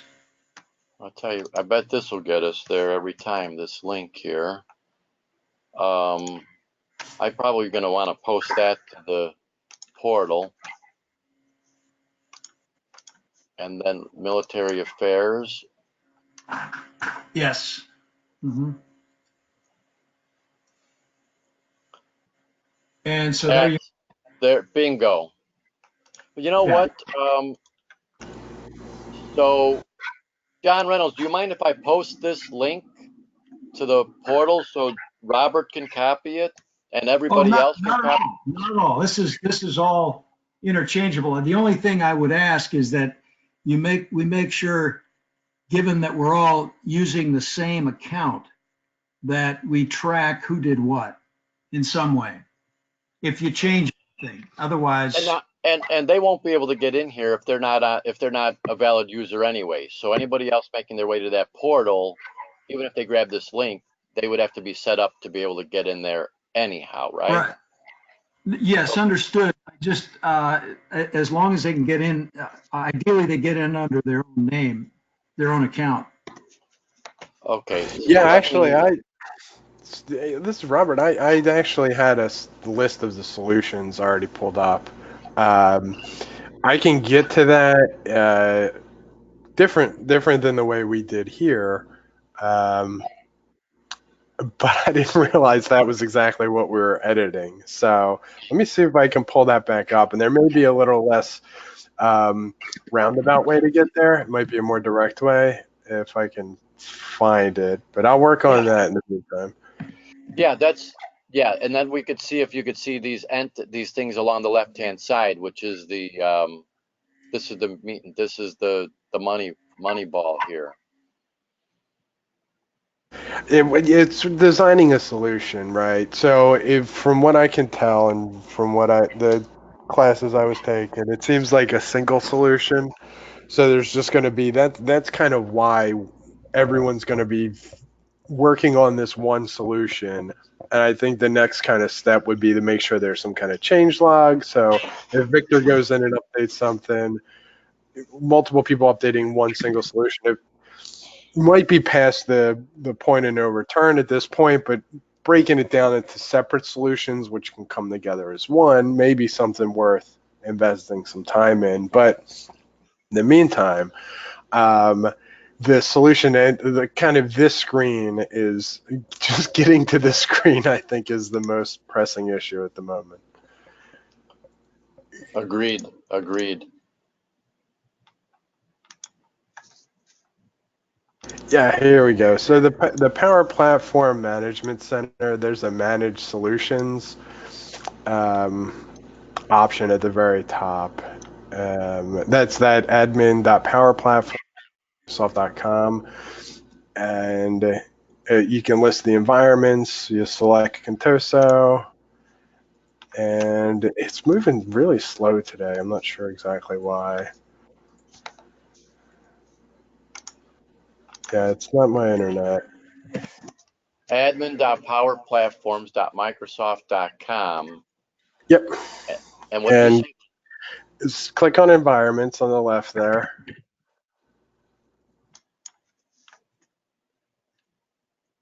Yep, Contoso. Select that environment. And see where it says Manage Solutions up at the top?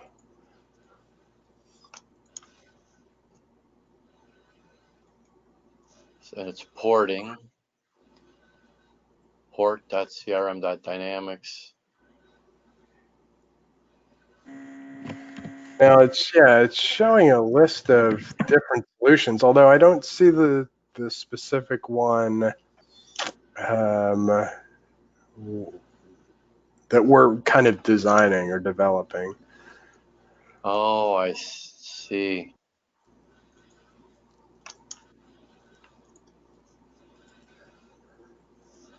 And I'm looking to see if I see military.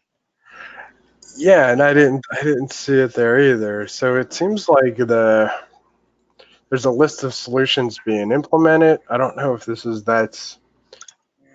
the Oh, there's a better way to manage yours. Try the new admin center. I wonder if that. I think that takes you in a roundabout kind of way. Yeah, it takes you back to that admin.powerplatform. And when you click on manage solutions, it brings you back to that. And I remember during the training they said this is the dynamics kind of the entire platform itself is constantly being updated and changing. So Yeah. No, Microsoft is obviously in the middle of straightening this stuff out, and in the meantime, yeah. Okay, so that's where I want that. Okay, so in any case, all of these windows that I have didn't, well, in one way or another.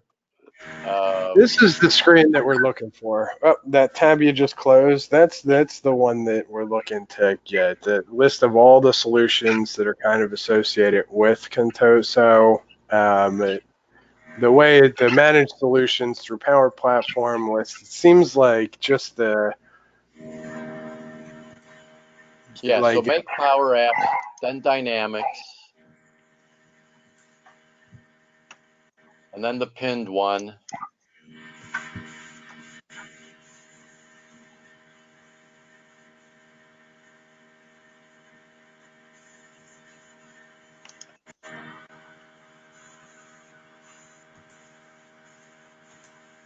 Oh, and then I thought we had solutions here somewhere. I think if they click the gear again in this. There you go, advanced settings.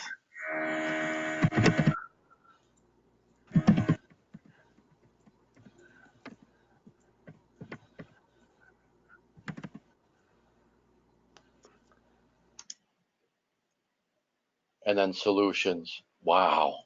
Yeah, customization solutions. Yeah, that's ugly. That's ugly. Yeah, it's like hiding military secrets levels of obfuscation. Yeah. What this is at. Yeah. But no, it's ugly.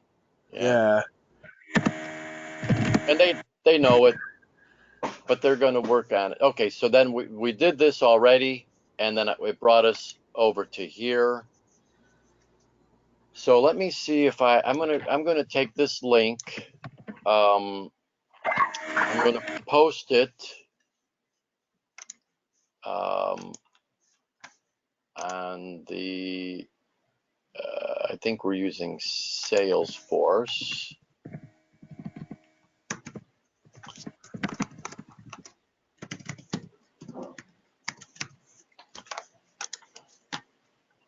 And then you're going to grab it and see if you could go straight in there. Even though that link is from John Reynolds, we're going to see if you could go into that same link.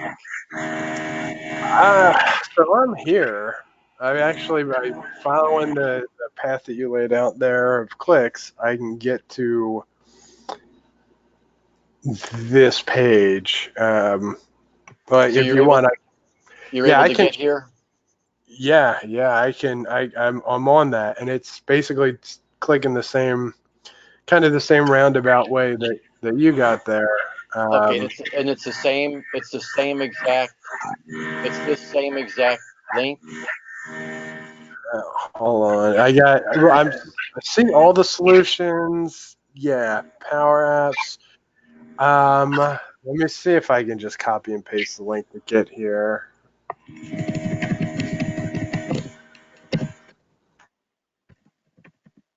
Because Yeah, this link,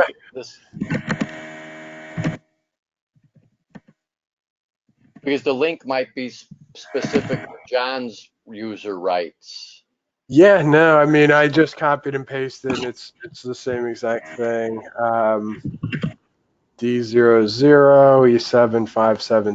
E757C-5182 That's probably the license number and so on. But yeah, Okay. that link works. If you click that, it'll bring you right to this page. Okay, so I'm posting that to the chatter.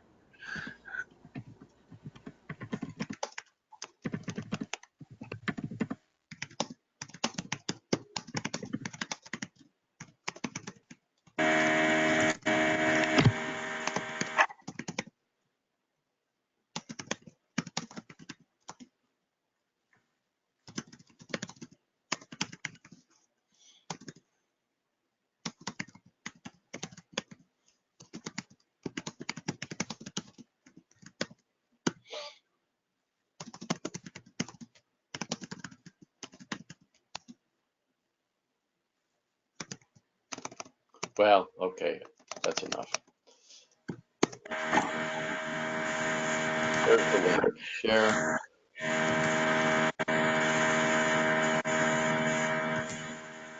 Okay, that'll be valuable. So now, so if you click on entities over here, Robert, are you able to see all of these items? Yeah, account Now, activity, application, contact, geography, job order, training site. Yeah. okay, so we presume then that that you have full editability, right? Let's see. New, delete, enable, activate, deactivate, remove, more actions.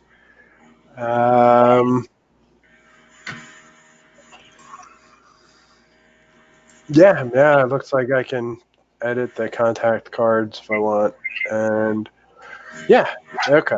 This interface is a bit different than the online courses that I took, but certainly close enough. Kind of want to figure out exactly how this solution fits into the bigger picture. There's the $1,000,000 question. Yeah, it seems like from all the learning I did, it's like you develop an app. Essentially, all this information would be part of an app. This is like a single solution that can be imported into an app, I'm guessing. I'll have to kind of do a little bit of refresher on that. Yeah, the way I understand it is that this this in particular is an app, like one app solution that will work with all of the Microsoft Dynamics other app solutions. And we started with the full-blown CRM sales tool, or like the big template app. Then we customized it for ourselves. And then what John Cassar said was, when we're done customizing this CRM part, which will be integrated into other parts, at the tail end of us working on this piece, because the template created probably a number of things down here that we don't need or won't use. He wants us to slim it down, take out anything that's superfluous, and create what you might call like an executable, or the app piece that's going to then be imported into Microsoft's live environment. Mhm. So this thing that we're working on is going to become a piece of Microsoft's military affairs piece. Okay, So, makes sense. yeah, But it's not so specific to. It's not specific to Microsoft. I mean, this is the solution. The thing it's solving essentially is tracking veterans applying for positions, companies that are advertising for positions, and it's tracking all that using Dynamics, right? that's right. That's right. So something, right. So, yeah, and how that relates to Microsoft is, we could presume that Microsoft, who owns LinkedIn and who wants to have a presence with military affairs, we could presume that they might have something in their company that says, hey, look, for all of those companies that are using Mm-hmm. Microsoft Dynamics, if you want to be military friendly and post positions for veterans, use our military services portal, and you could directly post through Microsoft Dynamics, which you're already using, easily post jobs that veterans would see. So I think it's Okay. going to be, I think it's something that they're going to offer their customers, which helps them help their customers. And from a standpoint of our veterans to work, that's going to help us, because we'll have veterans then that are connected to a big enterprise of clients that are already working with Microsoft. Okay. Yeah, that makes sense. So. And others, of course, and others that don't work with Microsoft. But again, I believe that Microsoft is going to leverage their network to have an easy Microsoft Dynamics military affairs piece that Mm-hmm. all of their companies would easily be able to put into their sales, or into their HR Okay. Yeah. program.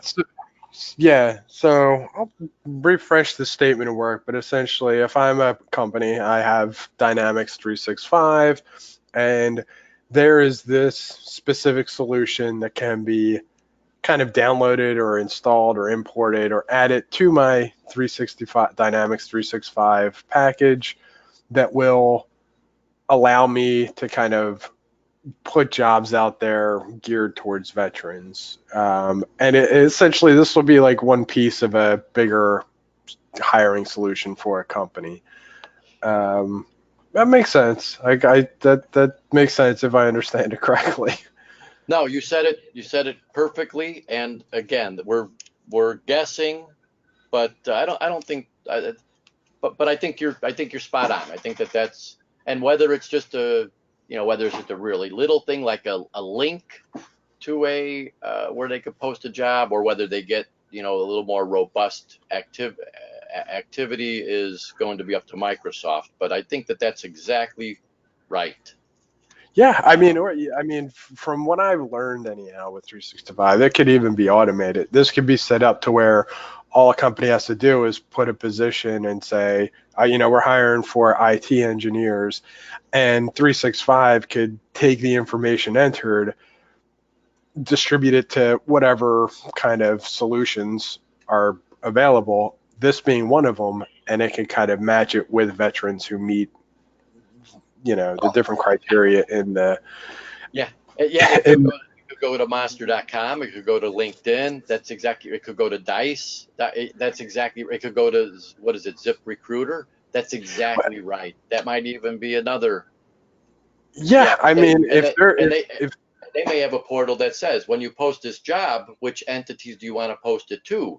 LinkedIn, yes or no? A veteran portal, which is Vets to Work, yes or no? I was So gonna yeah, say, if a company like if an entity like Vets to Work, we saw this morning where you have the job orders, which are the companies who are looking to hire, and then you have the veterans who are applying to. And I think that's where an organization like Vets to Work comes in, right? Because they have access to the veterans, and they can kind of build that bridge between the companies that are hiring using 365.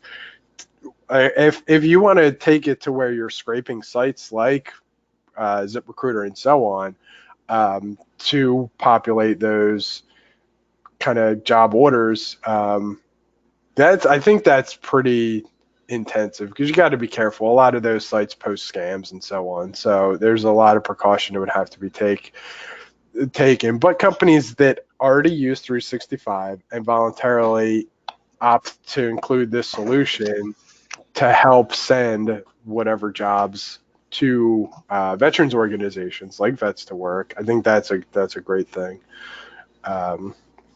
But I think we're getting too big picture at the moment.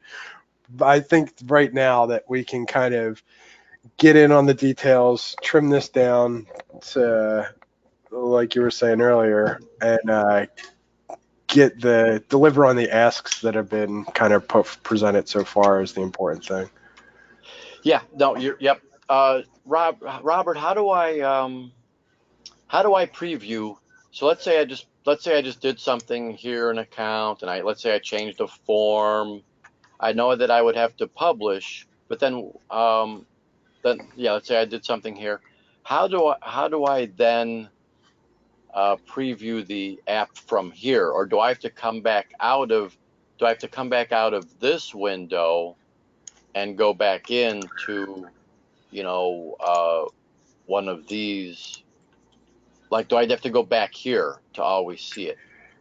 Yeah, like I was looking at the import export functions here. Now, the the solution itself is great, but how to get that information imported into the 365 for sales is a different. So, well, see, you have it here. I think I have to keep coming back here to test it. Yeah, let me see if I can pull up that screen because I have the sales dashboard, but again, it's kind of the template. It's not contacts. And Victor, if you log in, it might be the same for you as well. If I click on contacts, it's not actually populating any contacts, no data available. So it seems like for my login and likely your login, we're going to have to import this solution. Although I'd be more comfortable kind of going back to the lessons on how to do that and then attempting it before just clicking some buttons here. Oh, are you saying that you don't have what John Reynolds has here? Yeah, exactly. Like when you click on see, like if you click contacts on the sales portal, and Okay, it shows listed. give me Yeah, one, it's give me 1 second. Let me, no, you're on the one, right side. I just want to grab my home link, which is a very long one for Pete's sake. I want to grab this home link and put it in a real simple thing. So for me to test the production, I go here, and then to develop it, I go here. I just wanted to have it all in one place. Yeah. So you're saying here, when I click on contacts, and again, this should be the live environment. We should all see this. You're saying you don't see this? No, like the template's there, but when I click on contacts, it says no data available. Oh, and that's now. Does it have this? You want me to paste this to? Do you want the? Do you have the exact link? Yeah, Want no, the me to link put it is up? fine. Yeah, the link is fine. What it is because the the MS Military Affairs solution, essentially, I think that's a solution that's been deployed to John's 365 for sales, but I don't think me or you have done that yet. And it's one of those things where I took the courses, got the certificate, but I want to go back and Okay. revisit that section to see how Okay. to deploy that solution. Okay. So I'm closing everything because I want to because I am in as John. I need to go back in as me and see if I see the same. See if I see nothing like you see nothing. Exactly, yeah, and it's I Okay. suspect it will be the case. Yeah. And in which case, then I'll go back in as John and try to hook us both up so we can do it. You know, I don't think you would. I don't think you have to do it as John because I am able to see the solution. Right, I can bring up the MS Military Affairs. The only thing is, it's not that solution isn't connected, I guess, to my sales Dynamic 365 sales portal. Which may not be a terrible thing because there are other Dynamics 365 kind of apps or templates similar to sales because there are ones specifically designed for talent acquisition and hiring, right? So if this solution is such that can be deployed to any 365 application or not sure what the word is, but any 365 for sales, for customers, for whatever, if it's a solution that can be applied to any of those, then it may be worth kind of exploring. Maybe you see if it works for like talent acquisition software. I see if it works better with kind of customer acquisition and so on. But for now, John has it set up to where it's showing in sales. And he did mention earlier that that was just kind of something they picked. It wasn't like this is specifically a sales solution, right? Because it's kind of not. Um, but yeah, Right. see, you're essentially seeing the same thing I'm seeing now. Yeah. You Yeah. can now you should be able to pull up the actual solution to see all the different fields and forms and so on. Oh, you Let's think so? Let me, so that would be, that's this one. yeah, if Um, you have the link there. Yep.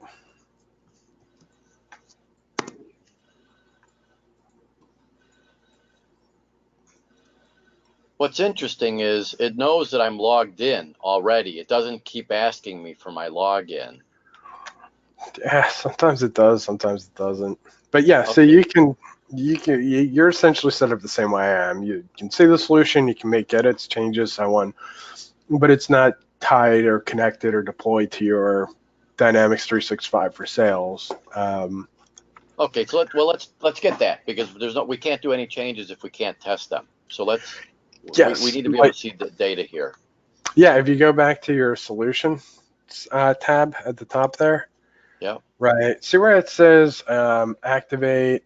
Um, there should be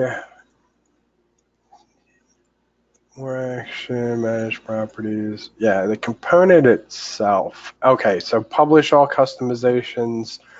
So essentially, the if you publish this, I'm not sure. I'm not sure if that'll update your specific kind of instance, like your specific login for Oh, 365. oh, well, we could do it because we didn't make any changes, so we'll just publish on top of the exact same thing that's already published. You think that it might then iterate down to me since Yeah, I've I mean, published? Well, going back, yeah, going back to like this. we'll try it. Okay. Yeah, I recall during the courses, it was basically designing the apps, there's designing a solution, saving the solution, and then publishing it. And that's kind of what would tie it to the actual Dynamics portals. Yep. Okay, we'll see what happens. And then after each change, now the interesting thing is, since it wasn't present in, if it only updates, like if you go in, you make some changes and then click publish and it only updates your specific login, that'd be interesting. As opposed to making an additional one on top of other ones that have already been published. I suspected some. I suspect we're going to learn something here in a minute, and we may have to learn some. But that's all. I tell you what, man. There's nothing like working on a real system that people are going to use and trying to learn how to do it, because that's how you learn. It's painful, but you don't forget hard lessons learned. Yeah, I'm a huge fan of technology. I've been kind of programming and messing around with databases for a while now. This 365 is like, I'm more used to like writing a JavaScript file and writing the API to connect it to a database. This is basically like kind of WordPress for creating web pages almost. It's an interesting way of designing like software solutions for businesses instead of going out and buying whatever solution. You can just create one yourself using this, which is without having to sit down and type, formulas and functions and all that. So it's pretty interesting. Hey, okay, so it's been published now. Should I just go? Go I back to presume contacts. it doesn't give me any messages. Apparently it doesn't say it's successfully done. We could presume it is. So then should I just refresh this? Yeah, that's what I'm guessing. See if it published it to your specific instance or not.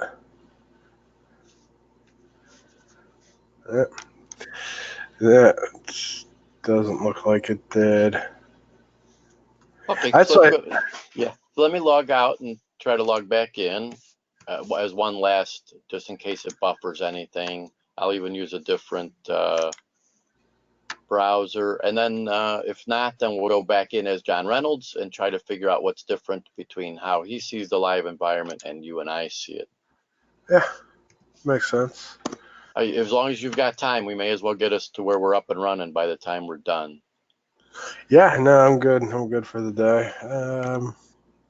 Okay, and what else do you do besides Java stuff? You said databases, or is it just that you're talking to databases through Java?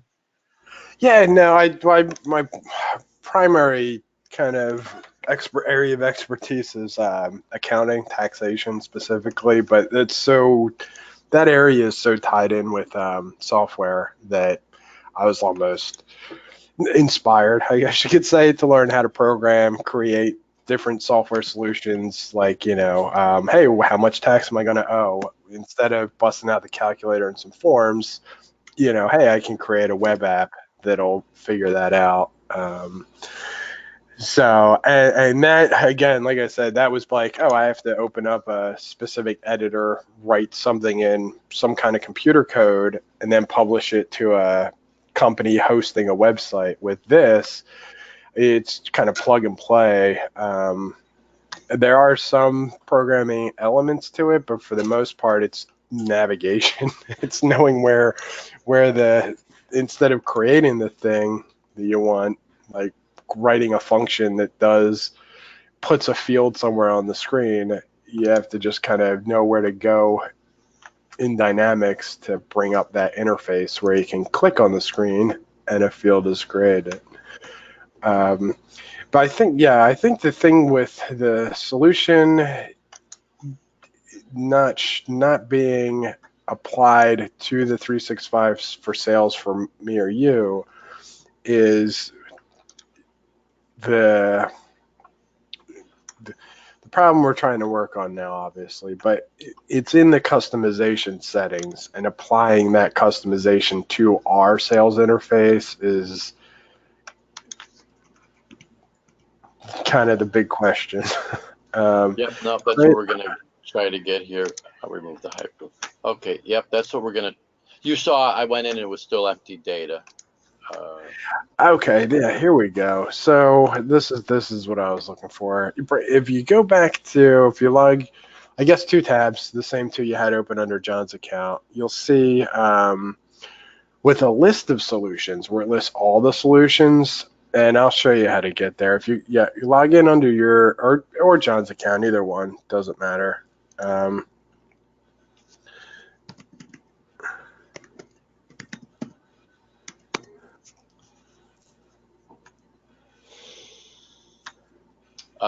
Do I want to go? I need to be the other. Well, it doesn't Yeah. matter. When I go to the next one, which start typing here? Oh, well, if you go back to the solutions page, that's fine. Let's see if we can navigate from there. If you click on the menu icon at the top left, yeah,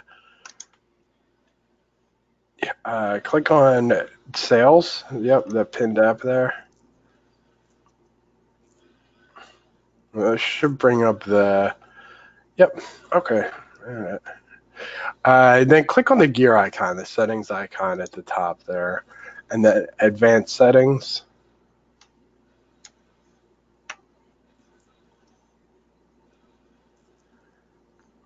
Okay. Click on the settings at the top, beside business management there, and customization solutions. Yeah, click on that, and Doesn't it look like it's not even enabled because it's gray? That's confusing in and of itself.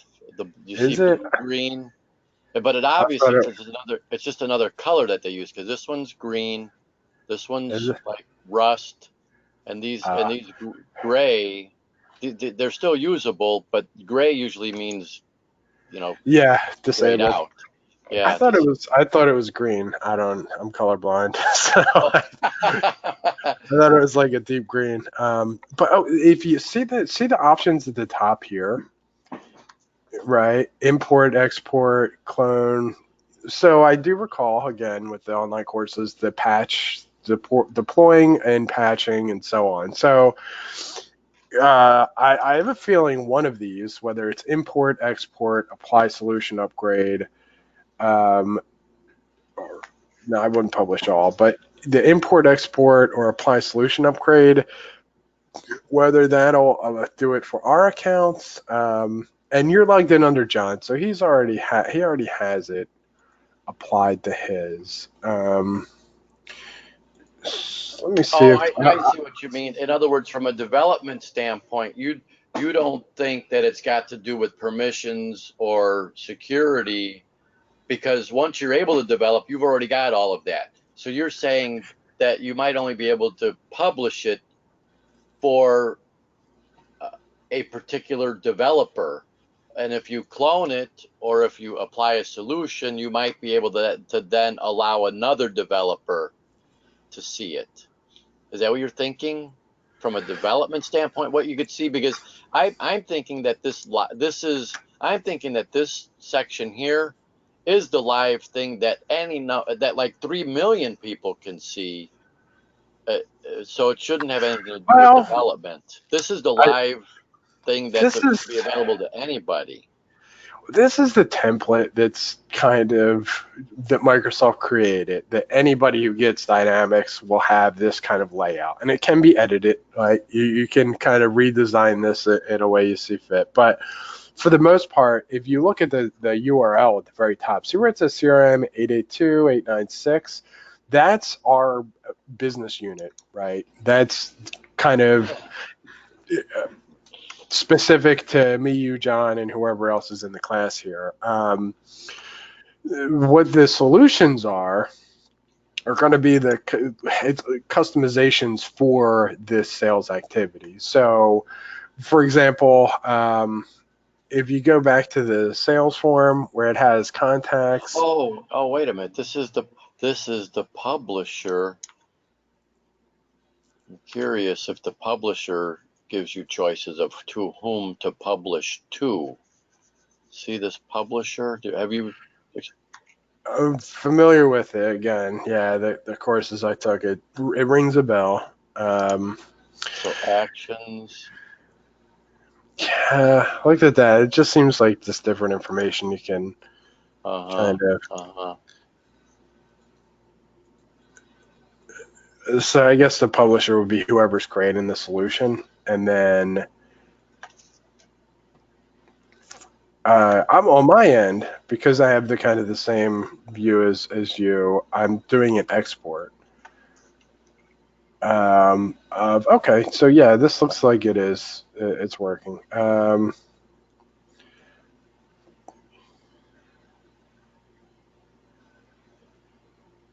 Add require okay.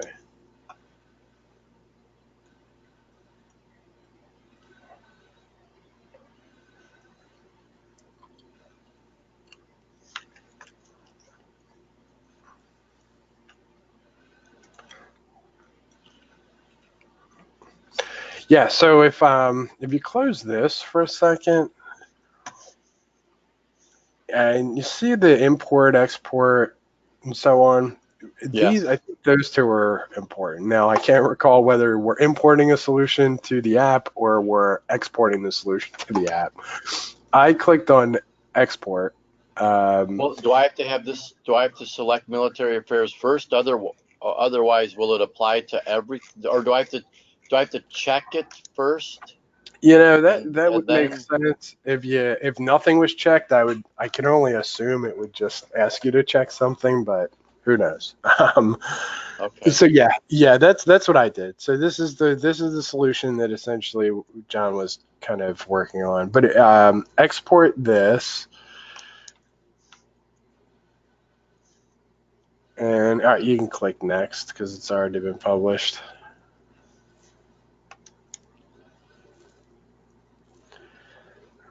So this is the same thing I got here, right? And I'm not sure exactly where that fits in with. Yeah, so Oh, this is kind of like a compiler or something where it's telling you the problems are already before you export the. This is how they're going to bring it into their production environment. I bet they're going to take this solution and export it into a different URL or something. Did you go through this whole thing? I am a little afraid to keep. Well, I mean, I will go until it says. So anything. So gives us a little some errors that it already noticed. well, I That don't know where those I don't know where those contact forms are coming from, right? Like it says it's missing those specific, like veteran employer and so on, right? Well, those are all inside of the. Those are all part of the. This. Those are all part of Contoso. These are errors within the Contoso app, I presume. See, these are And all. target. These are. Oh, okay. These are all errors within the forms or the field entities of the solution. Yeah. So the See the following Dynamics component. 365, yeah, like the Dynamic 365 sales dashboard, right? The environment that's opened in is Contoso, which is the organization. So the solution doesn't have those specific contacts. For example, did someone? No, it's not a finished solution yet. It's just so when you go to the yeah, so when you go to the when you go here into the entities contact forms in in this contact form, there's some broken pieces, and that's what that's telling us. So we would have to go back and fix them. Okay, hold on a second here. But that's later. Right now, we're just trying. I think that's later on. I'm right now just trying to figure out how you and I can see in the live environment here some data that we know John can see. So Oh, wait a minute. the errors that we're seeing. Wait a minute. You're like John. I'm logged in as John. I'm like, Yeah, oh, I got it. Yeah, yeah. I'm logged in as John. Yeah, So the question is, did John import the solution prior to these missing components existing, and that's why he is able to see this the contact information?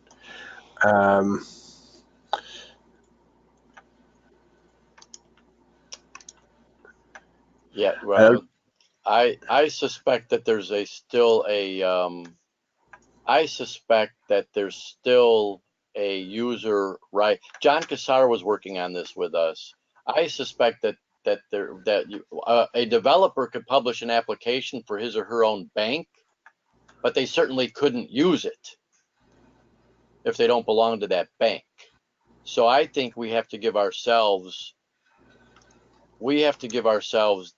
the rights to use this entire application. Yeah, See I what I thought mean? it. Well, I don't. I think we have them. I mean, I don't think there's any security roles that have been defined, right? Like, from what I could tell, I could be wrong, but from what I could tell, there are no security roles defined. No one has any specific ownership of anything. This is just an unmanaged solution that anybody who has access to it can kind of make changes and so on. The thing I'm trying to figure out is the missing required components. Following components are missing from your solution. So the solution is missing the components, but what is requiring them? And it just seems like That's just like a compiler, I think, giving you errors before you compile your program. That's all I think that is. yeah, the problem I'm It's not trying to preventing figure. it. It's not preventing it from being published because John can publish it and see it. Well, I guess it's safe to say that we're both trying to solve the same thing, looking at it differently. I think we're both trying to help and figure it out. I'm going a little different way than you, um, to figure out how that we could see it like John can with the clients, the contacts. But if you have access to this, why don't you try going down this path for you, and I'll try going on another path, and let's see what we could figure out. Yeah, yeah. You could work with this area here, and then I'm going to look at something a little bit different, and hopefully one of us gets success. Yeah, I think the real question is the solution. So the solution seems like a framework, but the actual information on John's account is like specific contacts, right? Is that in the solution? Well, no, this is a live published working application here that John has access to, a live published application. Granted, it's in the Dynamics testing portal or URL, but if you were to grab it and stick it on, robertfarrell.com, you would see this live data is what I'm thinking. Because I'm an app developer, and when I develop stuff for Microsoft Access, once I create the product, whoever has it can use it, and it could be in a testing environment or a live environment. Like you can embed the solution like on a web page or something. Well, so I'm trying to think about what I did on a website. Typically, so what I'm getting at is Oh that crap! You know what? I'm sorry. I don't mean to interrupt you, but I just looks like I do have access to some information. I don't understand it, and I suspect you'll have the same access. But yeah, okay, interesting. So where it says my active contacts at the top, Yeah. you click on that drop down, and then just click on active contacts. Oh, it was. Oh, well, Yeah, John maybe sees everything. What do you well, see then? Oh, I you're my active contacts. Neither of us has any. They're all John's contacts, and if he's a salesman, he's only seeing his contacts. that's what it looks like. Yeah. So for me and you, So, my right. so you've got it. Yeah, so we've got it then. We don't have to change anything.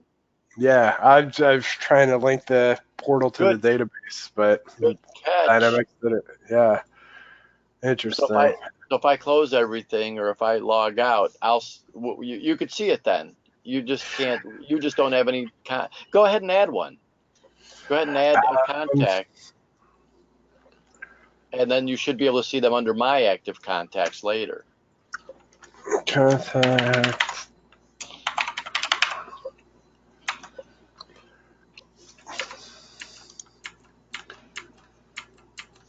That's funny. We were both discussing different ways to solve a solution that we didn't need to solve. Right. Let's see. Learning what Dynamics will do for you, basically. Like I said, for my background is mostly just like designing the app with words, right, in a computer language, and then letting a compiler turn that into whatever you see online. Um, And the, Java's your deal. Java's uh, your strength. TypeScript, I guess, is the one I've been using most. Angular, if you're familiar with that. I've heard that. I haven't done any of them. I've heard of them.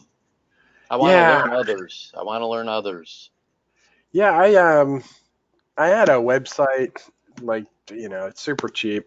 I had it for years, so I just decided one day to do something with it, and created a static page, just HTML, CSS, and some JavaScript. And then I learned about databases and found out like you can get like MongoDB for free.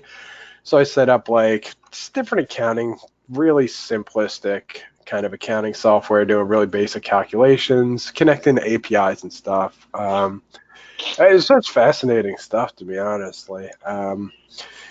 But then I got introduced to stuff like this, right? Which essentially will get you to the same solution as what I was doing, but like in a much different way.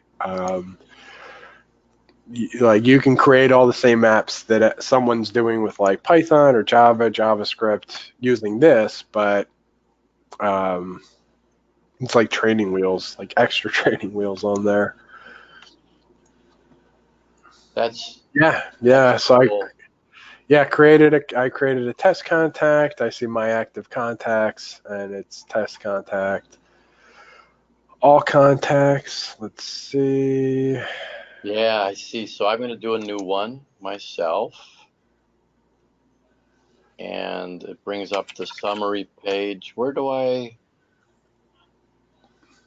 Oh, interesting. So last name.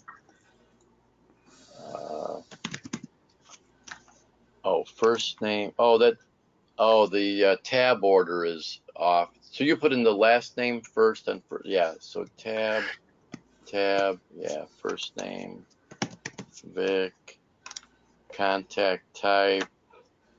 I'm going to make myself a candidate. Discharge date, we presume that's from the military.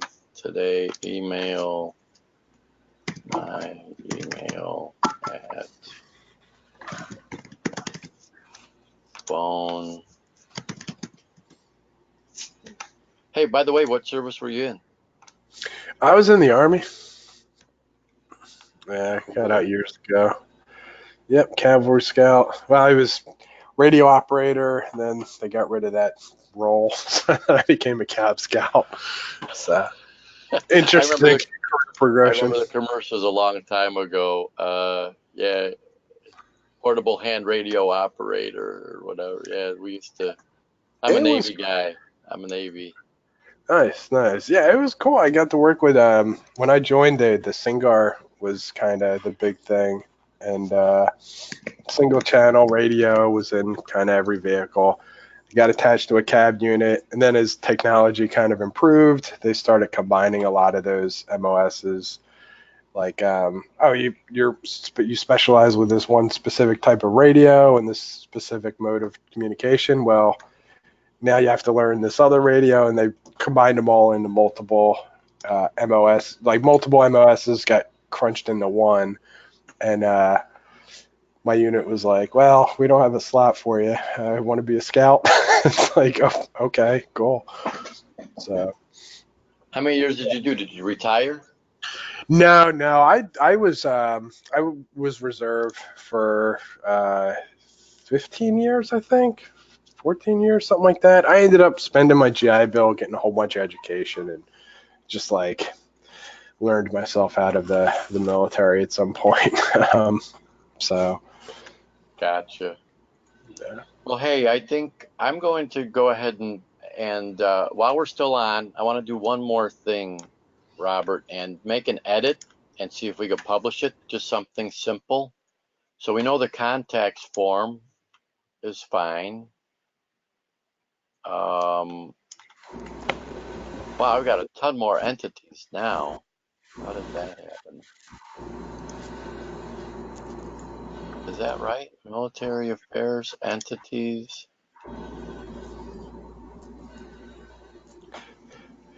Does this look like a lot more to you than we had?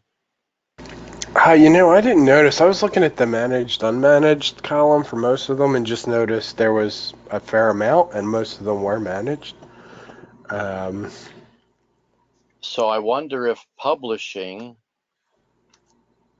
because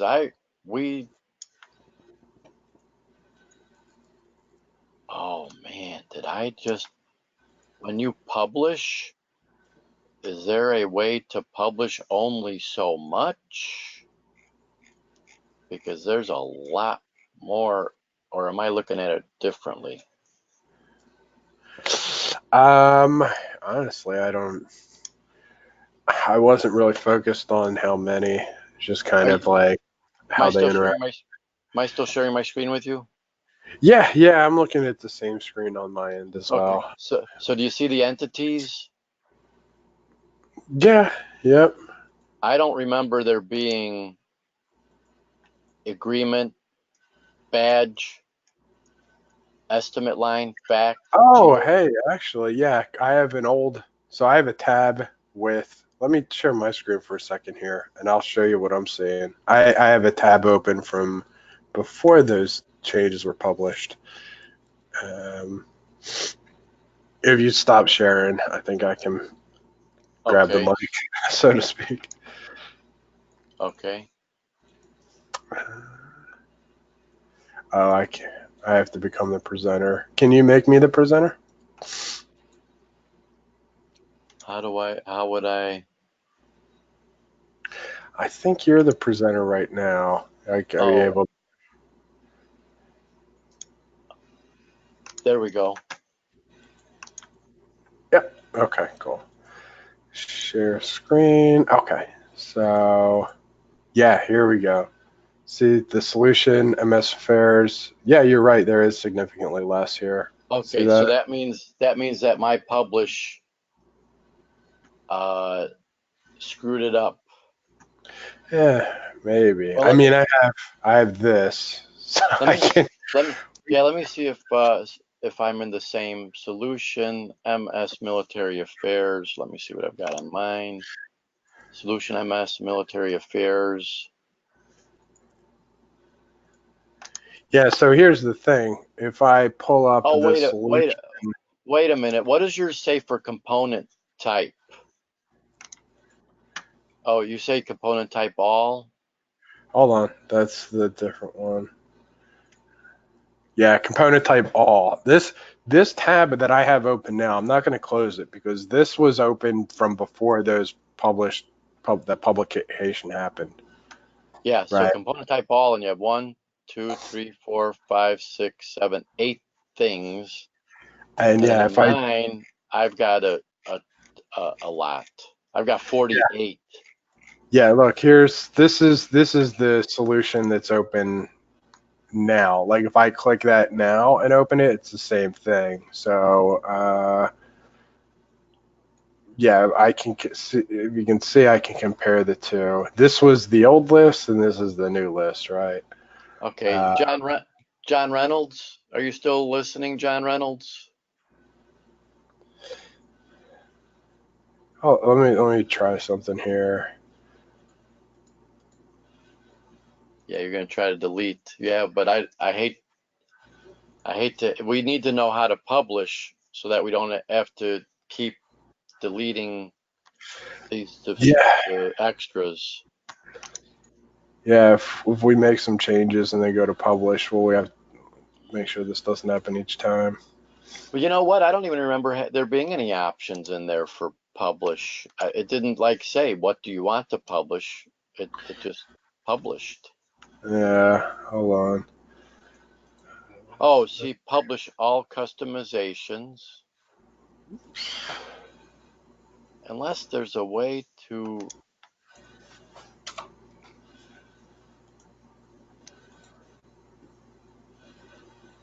Oh, good gravy. Yeah, I think if it'd probably be easier to unselect the ones that are listed. Maybe able to trim this. Wow, there's a whole lot.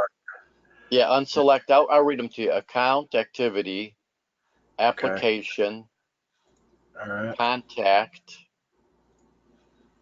geography, job order, and training site. Okay. Now, I could delete.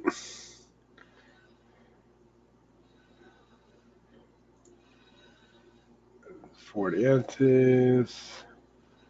Well, I mean, we can just publish again if we need them. I think so. Yeah, that's what I'm hoping is they'll come back, Yeah, unless they were just hidden.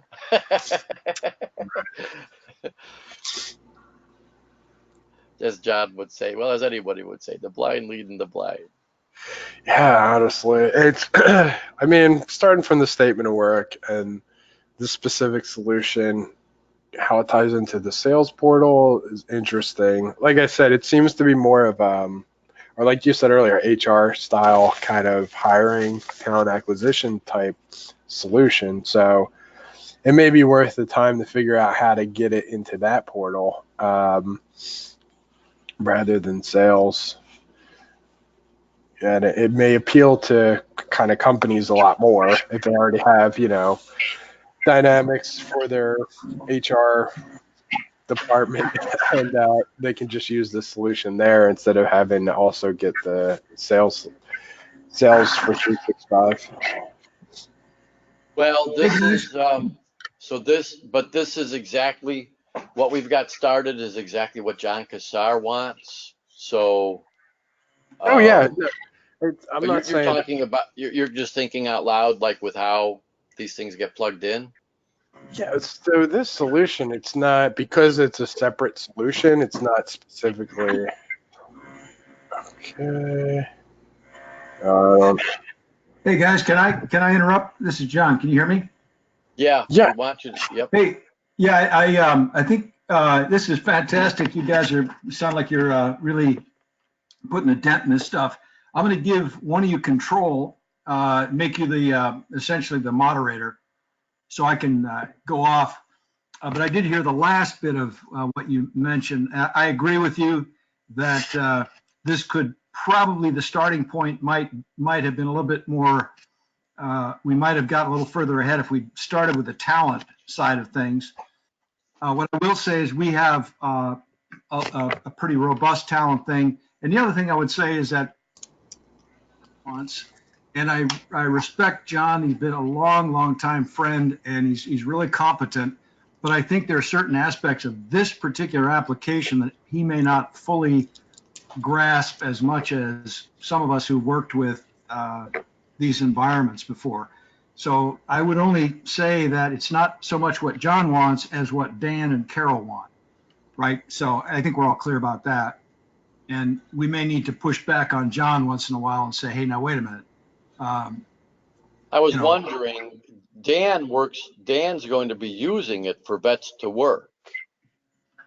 well, not for vets to work, but he's going to be using it for Microsoft. Oh, he's using it for Microsoft. I thought he was with vets to work. No. Dan is the client, right? So, Dan is the client. right. Oh, okay. Yeah. So, and Carol is also the client, but it's Microsoft, Microsoft Military Affairs that has commissioned us to do this. Now, John created the statement of work, but it's not the statement of work I would have created necessarily. So we have a kind of a needle to thread here a little bit between Yeah, no, John I heard Kassar, John. right? Yeah, John, I heard that. John, we've got something going on that I think is important. So I apologize for cutting you off with that, but we've published so that we could test publishing. And when we published, we came up with 48 objects instead of the original 8 objects that we began with. Is there a way to publish so that we only have account, activity, application, contact, geography, job order, and training site when we're done? Because when I've just published it, we have those 8, which are the ones that you create and the ones that we use, but then we get like another 40 of them on top of those 8. Are you able to see the screen? Yeah, I am. So But the left side is our original starting, which Robert had saved, that's in his cache. And you can see account, activity, application, contact, geography, job order, training site. But on the right, when you go to entities, you see a ton of them after I published it. Oh, it looks like Robert just hid them or Sort removed them of. or deleted them. What'd you do? Yeah. So delete won't work because apparently a lot of the previously listed entities were kind of dependencies for other components, but now I have to add contact back, right? So I was able, if you click remove, basically it just removes them from the display. So I think a lot of what was listed there were like the default entities. Like if you're in the app designer and you click on fields, it gives you a huge exhaustive list of different items, right? But these are just the ones we want to see. So clicking remove kind of remove them from the solution. So they're not going to be part of the solution. Now I have to figure out how to add contacts back. So John Reynolds, oh, boy. after you published, did you always have to remove? No. I didn't. I'm amazed that you were able to were allowed to remove contact. That's kind of concerning. Why Well, did you remove contacts? I just forgot to uncheck it. But so from the courses I took, the remove function it doesn't destroy it. It's still there. It's just not in the view that we see. So I'm going back and I should be able to re-add it. Yeah, contact. Okay.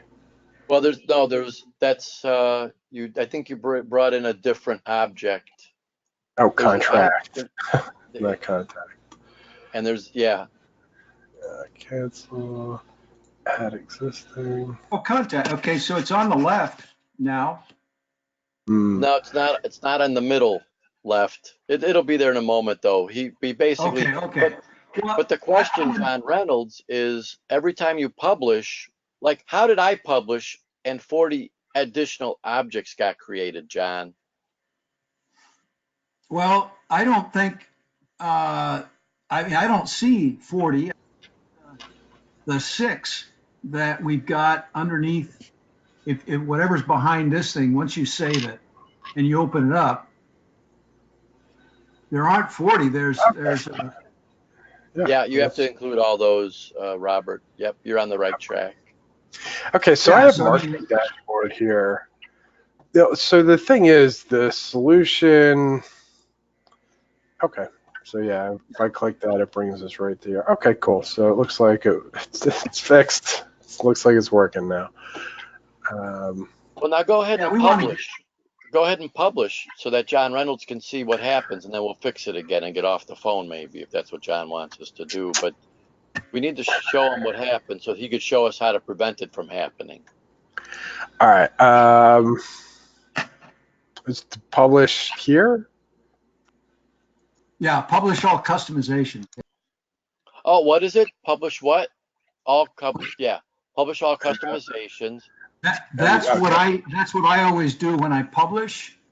It's or I publish right directly from when I'm finished with a form. It's usually quicker because it's only looking for the changes rather than going through. Oh, well, wait till you see this, John.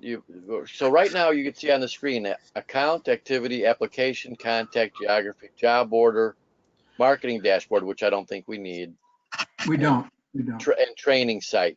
But when he's done publishing, John, that might go from these, well, 9 objects, which should be 8, to a list of 48. And we're trying to see if that happens again, and if it does, how you kept it from happening. So I think if I'm understanding John correctly, like if he goes in, makes some additions to the account component here, then you can. My computer's not the fastest, but if you make some additions there, if you select this and then click publish, then it should kind of just propagate the changes that were made to this specific account. Let's do save. Well, I've never used. Okay.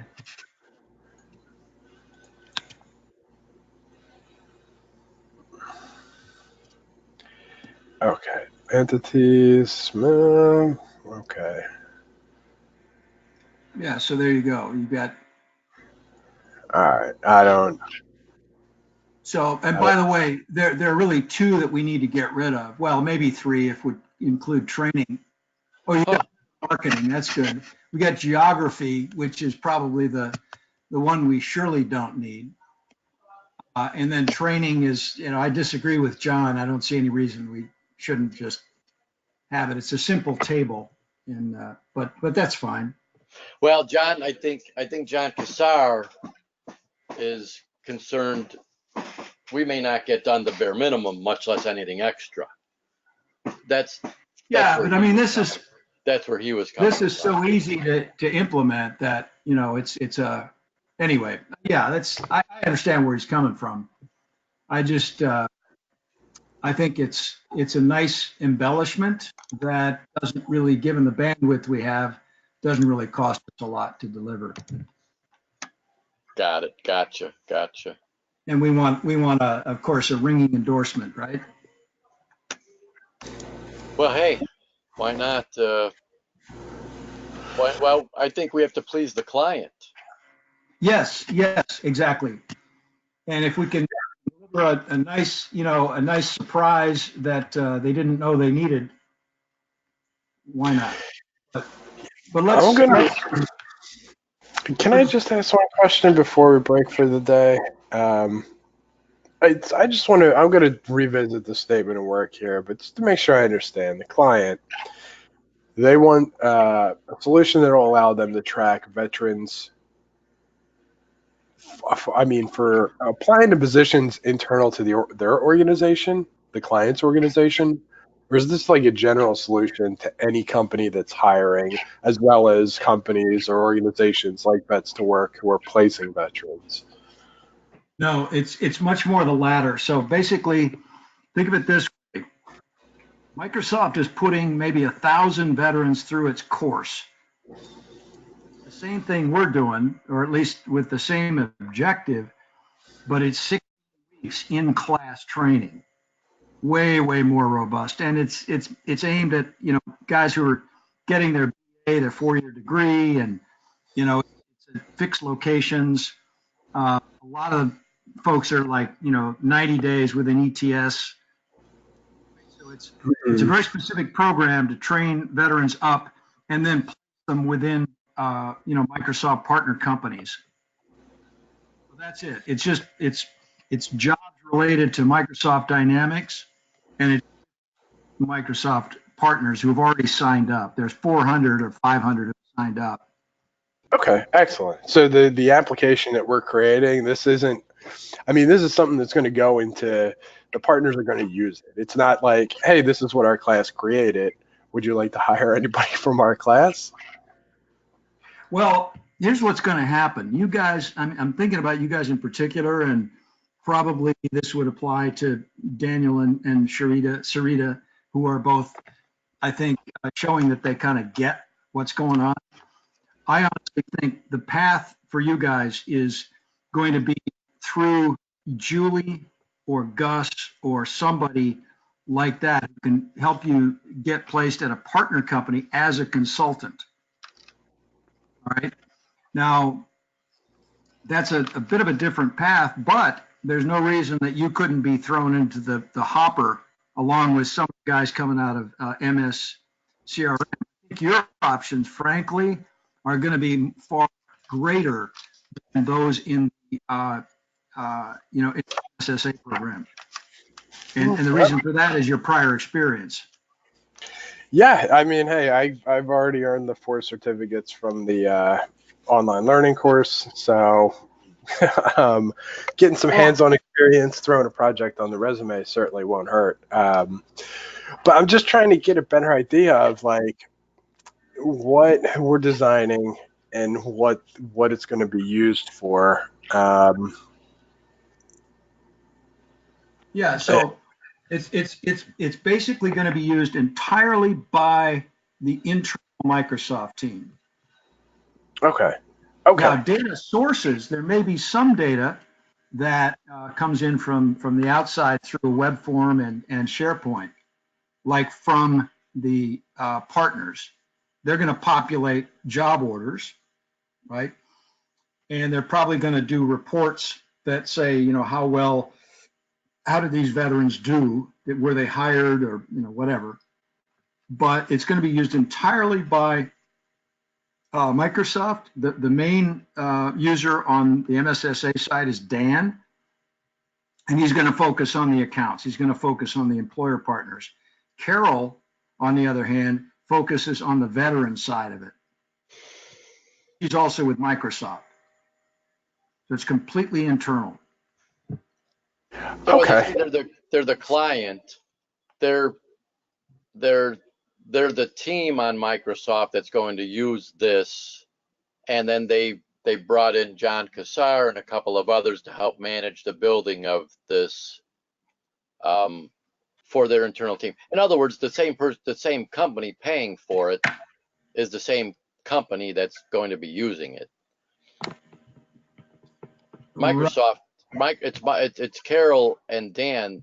It's Carol and Daniel's company, Microsoft, that's footing the bill for their team, if there is a bill. That's right. As the client. Yeah, I mean, Joe Wallace is Dan's boss, and he's the guy who signs the check. And then Chris Cortez is Joe's boss, but that's neither here nor there. The point is, and Chris, by the way, is a retired 2-star Marine, and he's, so he's and he's got a little bit of oomph. But I want to basically one reason I want to nail this is I want to get a press release out there that that basically describes what we did and how we were able to accomplish 2 things. We delighted the client, if you will, but we also got some veterans trained up and launched. Now, to that latter point, I can see, like we did when I was doing Salesforce, we had I was able to put some guys on contract, paid contract based on what they had done. And so I think that is an opportunity. That's one route that we can take with this. I mean, you guys, after you're done with this, you're going to be pretty much billable. not at top rates, of course, but there's no reason you couldn't, you couldn't be a resource, a paid resource on the next project that comes up. That sounds fantastic. But okay, yeah, I'm getting a much better idea of kind of what we're developing, what it's going to be used for. I guess the real thing was, when we were going through the sales app, right, trying to add the sales app to Dynamics, there's a list of a ton of different apps, and they're created by not just Microsoft, right? So my question was, will this app appear there? Another veterans organization be able to, who's using Dynamics, be able to install this solution to track their candidates and the companies that hired them and so on. But I see what you're saying. This is essentially Microsoft has its own internal kind of department or group that specifically targets veterans for hiring purposes, and this is going to track them. Yeah, okay, I get it. But yeah, I think if y'all agree, I think today this is a good point to stop. I'll spend a little bit more time tomorrow kind of looking at the statement of work and the designing. But then I think the important thing is like making sure that changes made by one person that are public, there's some kind of tracking. So it's not like everyone's just going and painting a different stroke and the next person looks at it and goes, wait, what's going on? So my 2 cents. Yeah. Well, let me ask you, I mean, were you able to figure out how you get in under your own accounts and access the same functionality that I can? Yeah, it's it's quite a trek to get to that solutions, the customized solution screen, but it is something we can pull up. Victor has the actual link that anybody can click on, and it'll pull up that page for us. But Nice. then we can pull up the solution, make changes to like whatever, like we were looking at the different items like contacts. We could add address, mother's, father's profession, whatever. If we so desired, and then publish that so everyone sees it in the solution. What I think, like I was saying earlier, I think it might be worth the time because it seems like just creating a bare bones kind of tracking software where there's kind of two components. The big ones are the positions, because it sounds like if this is going to be internal to Microsoft, we don't really need to track companies, but the positions within that company. Although the partners you were saying, are we going to be tracking them? Are they going to be included in this? They have to be. I mean, so the positions are, yeah, they're central to this, but obviously you want to know which companies are sponsoring these positions, right? They're basically, Okay. they're the employers. So a position is not really, you don't have much information if you don't have also a link to the employer who has that position open. Okay. All right. Right. So there are 500 of these employer partners so far, right, who've signed up. And at least one employee at each of those employer partners has access to the hiring portal, which is the SharePoint, through which they post these jobs, which then at some point will get populated into the job opportunities in Dynamics. Okay. And yeah, the job opportunities, that's the job orders is what we're seeing it as right now. Okay. Yeah, from the veteran standpoint, I use the term interchangeably because it's from the veteran standpoint, it's an opportunity. From the employer, it might be a job posting, but all of those I use interchangeably. Job orders, job opportunity. Yeah, they're the ones spending the money, so it's an order. Right. Okay, yeah, it makes perfect sense. I think, like I said earlier, though, it might be worth looking into the different dynamic solutions that are available. Maybe this will port a little easier into like the talent acquisition point. At this point, Robert, I think basically that train has left the station. We're just going to take. Yeah, sales was not the right platform to start with, but I think we're very close in terms of the configuration that will support the contracted for services, right? Yeah, we got to clear out a lot of unneeded stuff like business opportunities and like, forecasts and stuff like that. But and so on. Yeah.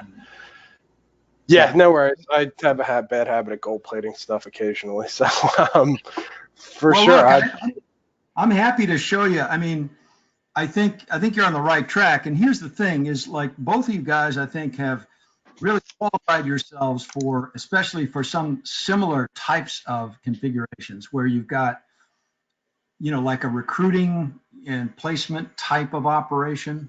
That's a big subset of what people are looking to do. So this is for sure.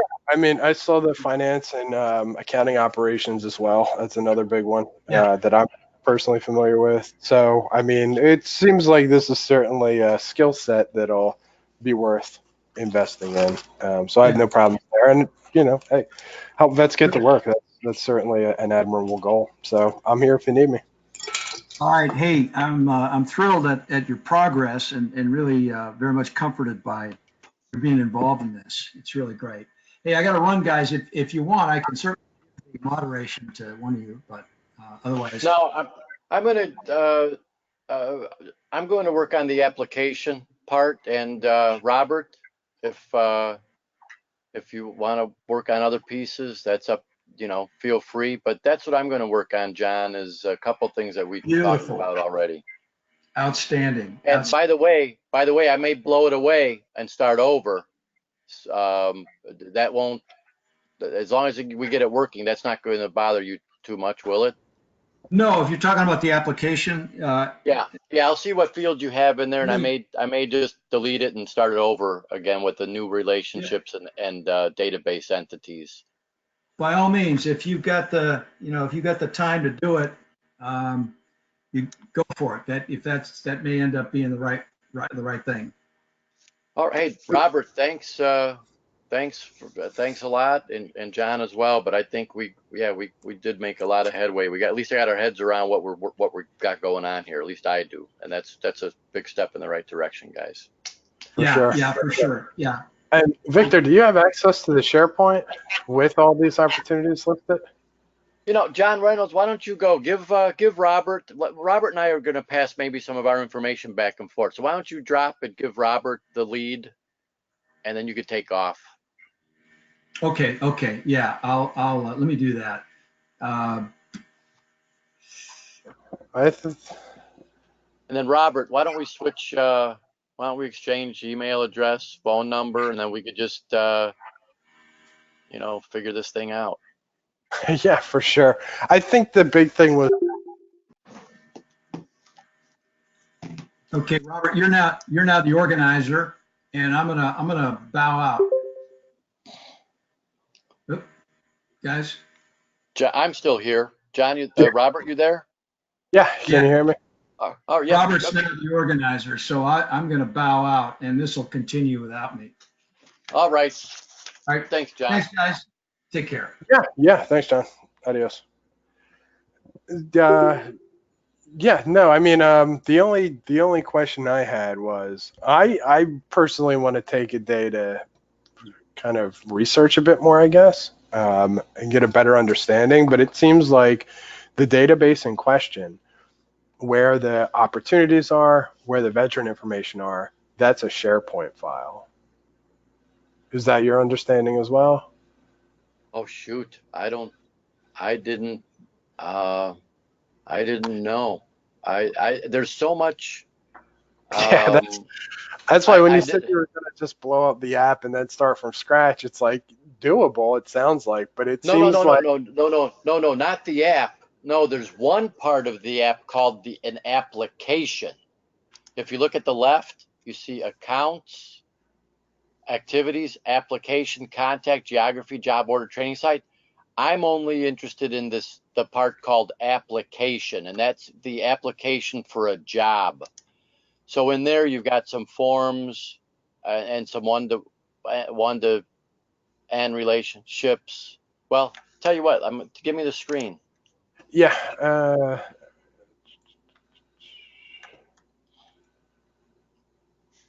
we we go. Share. Okay, so I refreshed it. So I have what you've repaired to show only the 8 things: training site, account, activity. You could see it, right? Yep. So I'm not blowing away this Got this whole thing. okay. Only this one part called application. Gotcha. Okay. Because that's not working now. And I sense that there's trouble in these relationships. This one, or this one. And these talk to tables that already exist. And with this builder, I don't right, let's put it this way. Right now I'm not concerned with where those data sets are, because the tables already exist. As I get more involved, I may see where they are, but I don't right now. I don't know if they're on SharePoint or if they're hosted in Dynamics. I don't know where those tables are. I Yeah. suspect if we look a little bit further, there is something here. Well, John Cassar mentioned earlier the Common Data Solution, or CDS, right? That from the training that I was doing, that was the big thing that most of the modules were hammering on. It's this Common Data Solution, which could be like it's a database essentially, is all it really is, and all these different solutions or components are pulling from that database to populate information if need be. But you can also add to it. It's just like appending to a table, right? So it seems like there's going to be 3 main kind of information sources: the opportunities, and the companies providing them, then the veterans, and what's going to be tracked is their applications to those opportunities. Which, when you talk about relationships, it seems like the veteran's going to have a one-to-many relationship with each of the opportunities listed. The applications itself, it seems like it could just be a part of the it seems like something that would be tracked and tied to the veteran. Do you understand what I'm saying? Like, Yeah. So what happens? So the companies, which start with like a company contact. Let me see what forms we have under there for contact. We probably have a yeah. So there's a candidate, and then this contact one, I presume, is the employer. I'm bringing it up now. You could see. yep. And of course, there would be different fields for the employer contact versus the veteran candidate contact. So let's hope that that's so. Yeah. So company name is here. Contact type is up here. Oh, that's in the header. Job title, business phone, whether they're a veteran or not, if they are, what branch, their address. Oh, and then here's all of the these are all the entities available, I guess. Yeah, there's an exhaustive list that's Yeah. provided by the 365 designer. So Yeah. I think the big thing is here, we have these 2 forms. When this is the form designer, right? So this is just the information that someone who's actually using the app will see. So someone who actually says, hey, let's add a new contact, they're adding a new company contact. They're entering like, widget.co, John Smith is the contact, he's the veteran, add it to the database. Now, the opportunities are going to have to be connected with that contact in the database. And then the veterans who also have their own kind of contact form are going to have to be connected with the opportunities that they apply to. And the dashboard is going to basically show all of that. That information is going to be visualized through Dynamics, the dashboard. And that's like the high level kind of overview of what the app's supposed to do. Now, From what you're saying, is the application tracking portion of it is what you're going to work on today? Yeah, yeah. So the so you hit the nail on the head. So under the contact forms, there's going to be a contact that creates his new widget company. Then the next thing that they would do, whoever, because they could have more than one contact for widget company. So let's say there's Bill and Joe and Bob, all from widget company. I presume either Bill or Joe or Bob can go to widget company and say that they want to add an opportunity. And that opportunity then becomes the application. Well, the opportunity is the thing. I think that's a job order. That's what the job order is, by the way. The Yeah, job yeah. order is the opportunity, and then the application is going to be from how to connect the candidate contact with the job order. So there Hmm. could be numerous applications to a job order because veteran 1, veteran 2, veteran 3 might be interested in the same one. And then well, you get it. You could spiral down from there. Yeah, Numerous. I think Yeah. the challenge you're going to have is with this application component is who's kind of indicating the veteran applied to an opportunity, right? Is it the veteran themselves? And how in the world would they have access to this, right? If it's per the statement of work, it seems like this is going to be a select few people are going to be kind of using this for analytics purposes, right? So they're just going to be watching what's happening. The real challenge, I think, and this is somewhat lessened by that SharePoint that John mentioned earlier, is if there's a way to connect the job orders to the SharePoint that shows these job orders, whether what happens after that, right? Like the applications, like how is that going to be tracked? Like I'm a veteran, right? I see an opportunity, post it, I apply to it. How in the world would you know? I mean, I could reach out and tell you, like, hey, I've applied to this position at this company, but like that seems to be the real hurdle. Oh yeah, that's a good point. Another, I'm presuming right now that the employers, of which it sounds like there could be up to 400 of them, will be loading up all these jobs. So I'm presuming that the candidates, it's up to the candidates to thumb through and see the job opportunity, and then to put their hat in to be considered for that job. So I'm presuming it's up to uh, the candidate to say what jobs they want to be considered for. They did, before you came on the line this time, John Cassar and John Reynolds said that what would happen after that is kind of a question mark.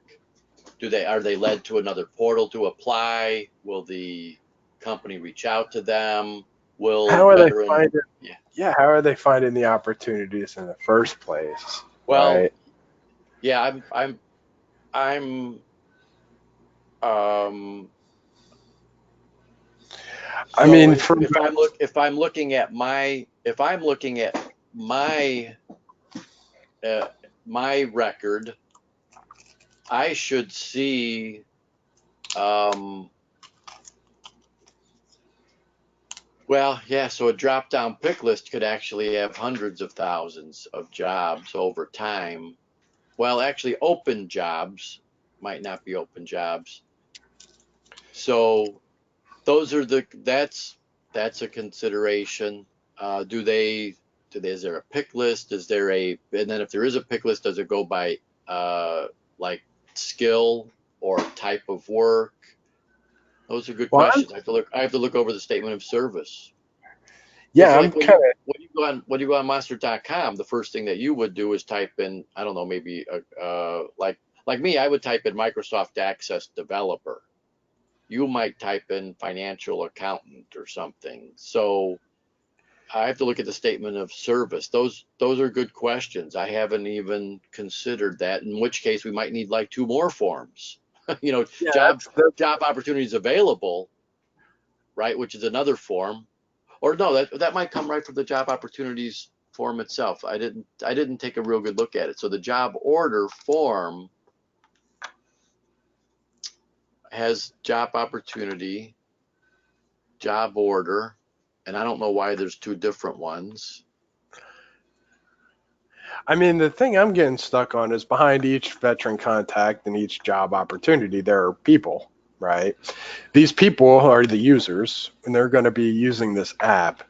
How in the world do the veteran contacts, I mean, they can contact someone like John Reynolds, he can add their information. Does he then manually check the SharePoint and then send the veteran an email? And the veteran says, oh, yeah, I'll apply to that.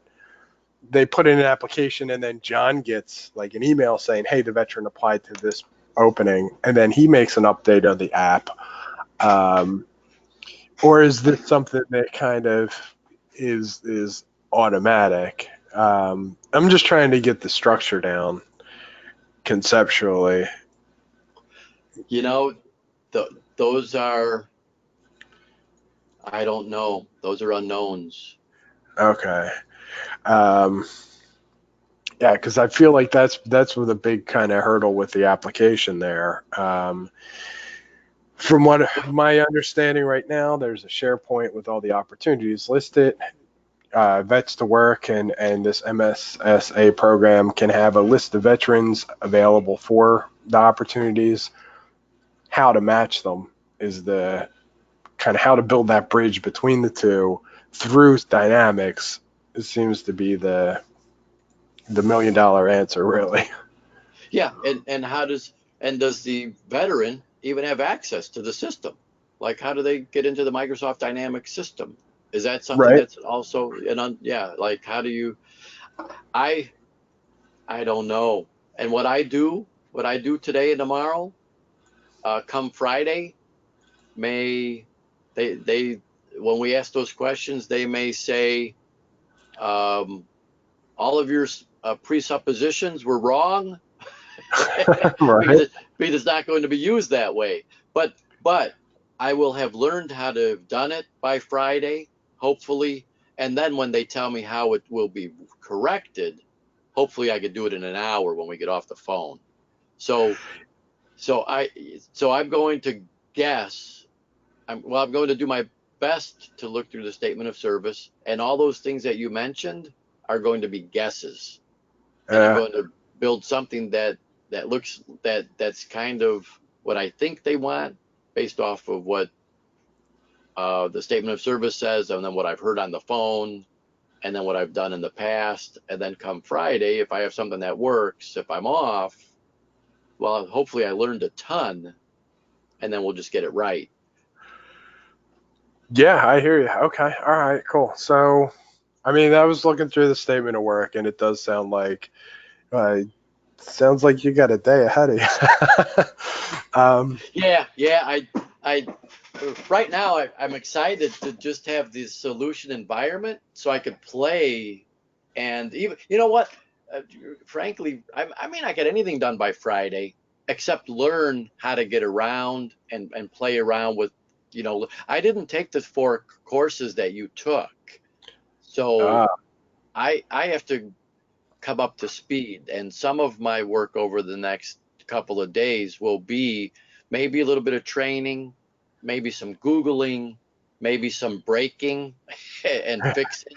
And then Honestly, I would suggest, I really suggest just look.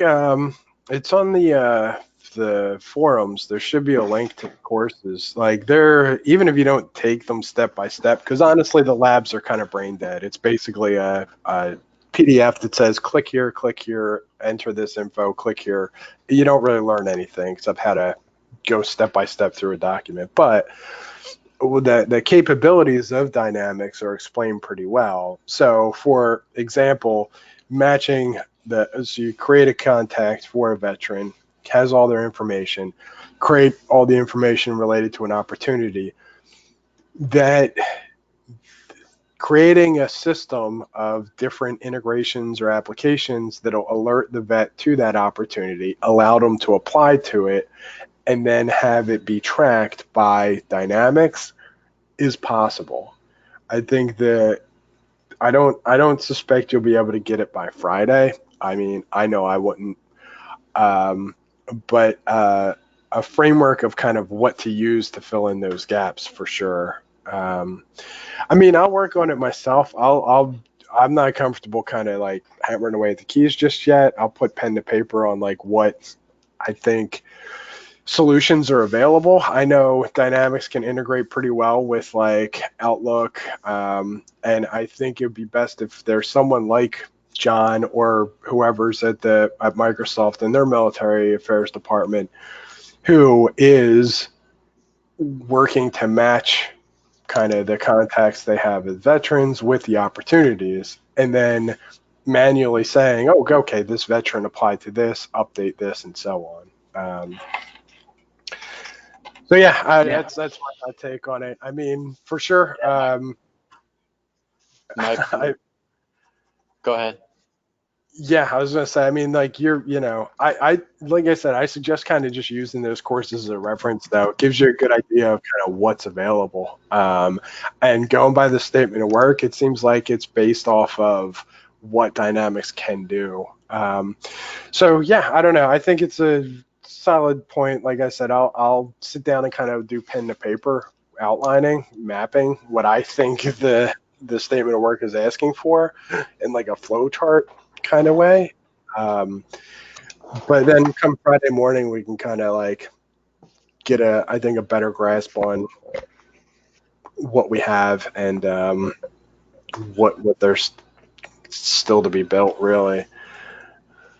Well, that's good that you mentioned that the training's valuable. So I should take a look at that.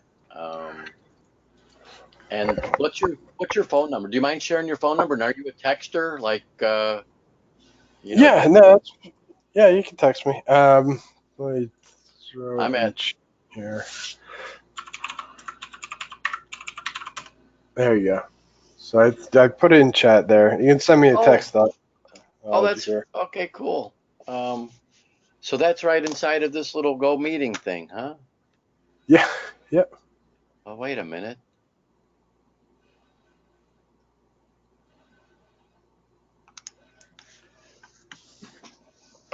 Yes, give me a second.